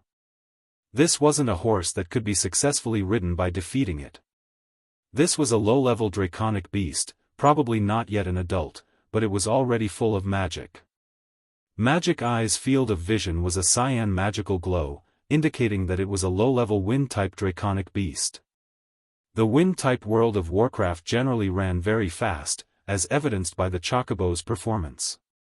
It still can't release magic, otherwise it would be even harder to capture. But how do I tame it? Without the feelings and conditioned reflexes that I've cultivated since childhood, I can't tame it like I tamed Stupid Woman in a short period of time. Especially looking at it now, it's very hostile towards me, making it even harder to tame. List stood in the cage, looking at the chocobo in the corner and pondering. The chocobo had been untied, but it was kept in a cage in the castle's storehouse.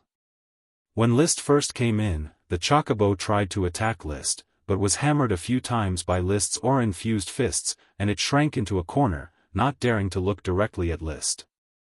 This allowed List to study it in peace. Casting Magic Eye, he observed the magical state of the chocobo back and forth, looking for any differences from ordinary World of Warcraft. "I'm sure that this strange bird is the low-level draconic beast chocobo rewarded by the smoke mission.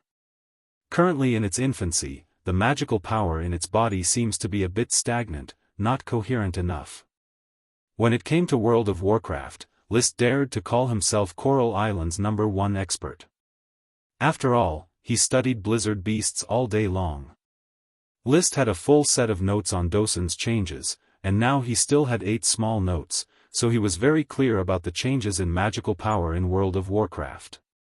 There was also the magic of elves. He also had a lot of observations and records, even of sirens. So, he quickly discovered that the magic of the chocobos was different from that of magical beasts. Its mana seems to be somewhere between World of Warcraft and elves. From the way it's dissipating, its mana dissipates much slower than World of Warcraft's mana. Perhaps this situation can be determined by the degree of solidification of the magic power itself? List secretly guessed. He had summarized the magic of different species. The magic of a dragon is undoubtedly the most magical. It can be engraved for a long time without dissipating. The fire dragon on Black Horse Island has been dead for many years, but its magic can still be turned into a magic dragon. The degree of solidification was very high, almost permanently indestructible. The magic power of the elves was undoubtedly second only to that of the dragons. Through the magic released by the worm stalk, it constantly affected the surrounding plants.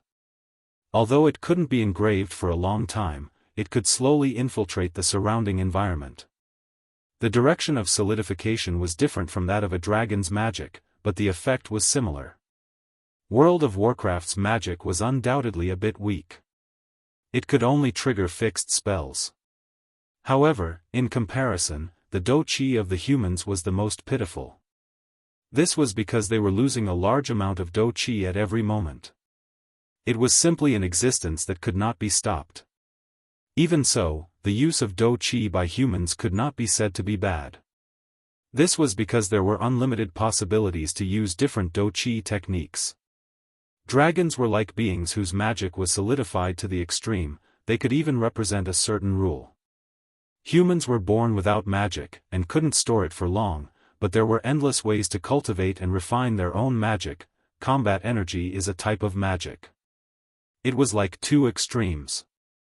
List even had a bold guess: infinitely changing combat energy, combined with the most magical magic, could there be a very wonderful chemical reaction? Maybe this is why the Dragon Knight is invincible in this world? There wasn't much theoretical evidence to support his guess. The Dragon Knight was an existence that couldn't be explained at the moment. He put away his thoughts and looked at the magic of the Chocobo. It seems that the magic has reached a critical point. This reminds me of Dosun's evolution, stimulated by the bloodline fruit. Maybe this Chocobo is also on the verge of transformation? Is it hoping to use the magic of the sprite worm as a breakthrough? The more he thought about it, the more likely it seemed. Otherwise, it wouldn't explain why the Chocobo was still looking at the sprite worm even though it was surrounded by people. Unfortunately, I won't take out the sprite worm to feed to the Chocobo. Each sprite worm not only represented value, but also beauty. He thought of Ella, wondering if the thorn sprite would rebel in the castle if it lost its restraints. If I can't use the sprite worm, how can I stimulate the Chocobo's transformation? List touched the space gem and took out a bottle of thorn potion. Can this potion have the same effect? External magic stimulation should be able to replace the sprite's magic. It's worth a try. In fact, there was no need to guess. As soon as he took out the thorn potion, the Chocobo reacted, straightening its body and staring at the crystal tube in List's hand. Cluck. You want it? Cluck. Let me ride you, and I'll give it to you. Cluck. The Chocobo dodged List's approach, but its eyes were still fixed on the thorn potion. List thought for a moment, then took out a small jade box, poured out a bit of the thorn potion, and handed it to the Chocobo. The Chocobo looked at List's outstretched hand and quickly pecked at it, taking the jade box with its mouth, then tilted its head back and drank the potion that was not even the size of a fingernail. After he finished drinking, he stuck out his tongue and licked the jade box until the jade box was about to break. Only then did he reluctantly throw the jade box away and shout at List, clatter. You still want it? If you want it, let me ride you. After a few more attempts, the Chocobo finally fell for the temptation, and List leapt up and rode on its back. Its wide, plump body was perfect for riding, its thick feathers were also soft, especially around its neck and back. It was like a natural saddle. The Chocobo on List's back was about to explode. But in the next moment, it quickly steadied itself and let him ride. Because List had already brought the remaining half of the thorn potion to its mouth. The temptation of the thorn potion was irresistible, and it picked up the crystal tube with its mouth, tilted its head back and drank the potion, then licked the tube clean and cried out in pleasure, cluck. It temporarily forgot that there was someone riding on its back. Very good, that's it, let me ride you and you'll get the potion, got it? List smiled proudly. Taming a low-level dragon was just that easy. Unlike pure beasts or World of Warcraft, Chocobos were highly intelligent, and this made them easy to tempt. Riding represented the potion.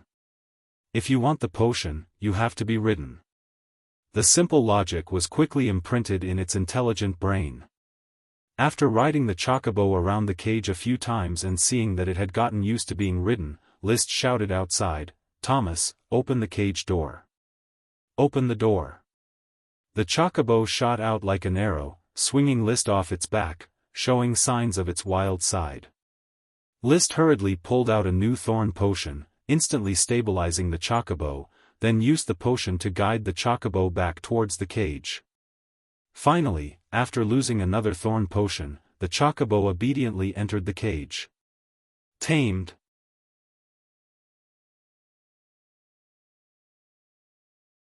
Chapter 379. After capturing the chocobo, List was ready to give it a name. Should I name it after its species, or Saber after the hair on its head? He rubbed his chin in thought, or should I name it Kendrick after its cluck? Or Kata Duck? If I name it after Dosen and Blessed Curls, I should call it Saucy. But List didn't like the name Saucy. Looking at its weak appearance, I might as well call it Weak Chicken. No, Weak Chicken would make my mount ugly. Let's call it Loki. Loki as the name of the chocobo had been decided. In fact, he had thought of using Rainbow as the name of the chocobo, because the feathers of the chocobo were bright and colorful. But Rainbow couldn't reflect the characteristics of the chocobo. This low-level dragon beast could run and jump, and apart from not being able to fly, it was a perfect mount. Of course, a name was just a codename, not demanding. Moonlight shone through the window. List felt that no matter how many achievements he made in this war, he had at least earned back his costs. A chocobo, a barley worm, a lesser elf soldier. And 3 sets of mithril armor. Next, assist the Count in killing Snade. There will be even better rewards. I wonder if it's a high-level cheese secret manual suitable for me. He called out the smoke mission. After searching the castle's underground vault, the previous mission was completed. Mission completed. Reward, a lesser elf swift shadow bow. The new mission was a bit more difficult. Mission, main city has been captured, the obstacles around Oxhair city have been removed, the climax of the campaign is imminent. Please hurry to Oxhair city to assist Lee William Tulip in besieging and killing Count Snade of Oxhair city. Reward, high-level cheese secret manual. High-level cheese secret manual referred to the cultivation secret manual for the Sky Knight, because the Sky Knight's chi was high-level. At present, there was only one high-grade chi secret manual on Coral Island, which was the Giant Wave Breaks the Tide, cultivated by the Count. This chi secret manual was of the water attribute, which was not suitable for List. I hope I can be rewarded with a high-grade fire attribute do chi manual. After practicing Aura Decay for 2 hours, he took out a cup of fresh dragon milk from the gem space and drank it, then he began to sleep. The next day, he woke up at dawn. After washing up, the army set off. This time, he didn't ride Black Dragon, but a chocobo. Along the way, he continued to tame chocobos and familiarize himself with them. Loki left. With the thorn potion as a guide, List quickly established a simple set of commands. Loki's IQ was very high, and his cooperation was very smooth. The only problem was that he had to spend a lot of money. He had used up 2 thorns potions in the morning, plus the 2 potions he had used last night. It had been less than a day since he had tamed it, and he had used up 4 potions, which was equivalent to throwing away more than a dozen gold coins. It wasn't enough to just train the password. He also needed to train the body's commands to complete its control. I hope that Loki will soon break through the shackles of magic power and enter a new level, no longer needing the help of magic potions. Otherwise, even a count wouldn't be able to support this kind of magic potion. He cast magic eyes and looked at Loki's increasingly abundant magic power. He felt that in a few days, it would be able to break through. Maybe at that time, Loki would be able to spit out magic. As for how many kinds of magic low-level dragons could use, he wasn't too clear. There was even less information about dragons than about dragons. Loki, run. Loki, jump. Loki, stop. The password training was very successful. In order to get the Thorns potion, Loki performed very hard. Its abilities were also revealed to List little by little. Its running speed was far faster than that of Black Dragon. An ordinary warhorse's sprinting speed was about 60 km per hour, Black Dragon could sprint up to 100 km per hour, and the Chocobo's sprinting speed was almost twice that of Black Dragon, 200 km per hour. But Black Dragon could run at high speed for nearly an hour or two, while the Chocobo couldn't even last 10 minutes. Its normal running speed was maintained at 60 km per hour. When running and jumping, it could reach a vertical height of 4.5 meters and a horizontal length of 41 meters. When jumping in place, it could reach a vertical height of 3 meters and a horizontal length of 14 meters. At this level, it could be called a jumping machine. It had the elegance of a sky knight. A sky knight could fly for a short period of time. And these data were all from when the Chocobo was still a juvenile. Once the Chocobo reached adulthood, these data would definitely improve. Most importantly, it would be able to learn magic very quickly. He didn't know what kind of wind magic a low-level dragon of the wind attribute could use, but he hoped it wouldn't be wind blades like the wind blade wolf. "Sir, there's a small town up ahead. According to the map it should be West Wind Town. Should we rest here for a while? It's already noon." Captain Layton ran over to ask. "Then let's rest. What is this World of Warcraft? It's very powerful as a mount." Paris approached List, who was feeding the Chocobo. The Chocobo was probably full from drinking the potion, and was now crazily eating fruit and bread to replenish its energy. It is a vegetarian animal, but its favorite is cooked bread. After being ridden by List for a whole morning, it no longer tried to avoid List's touch, and was leisurely eating its bread. Strictly speaking, its head didn't look like a bird's. It looked more like the small dinosaur heads that List had seen on Discovery, and the feathered ancient dinosaurs that looked like birds. But the Chocobo's neck and legs were very long, and its tail was as short as a chicken's. A type of flightless bird in World of Warcraft. I call it Loki. List said. He didn't reveal that the Chocobo was a dragon. Even a dragon was a rare species, let alone a dragon in World of Warcraft. If the Chocobo's dragon bloodline was revealed, there would definitely be a fight for it. Dosen and Loki, Lord Baron, you already have 2 World of Warcraft mounts, one of which is an intermediate-level World of Warcraft. There will be more World of Warcraft mounts in the future. In fact, my biggest dream is to ride a dragon. Everyone in the world wants to ride a dragon, but I don't think anyone in the Grand Duchy of Sapphire has ever successfully ridden a dragon. To be precise, in the 152 years since the founding of the kingdom, only the first Grand Duke has ever ridden a dragon. List smiled, looking very confident. I hope I'll be the second person to ride a dragon. Paris said, "Glory to the knight, Baron, may the Baron realize his dream as soon as possible."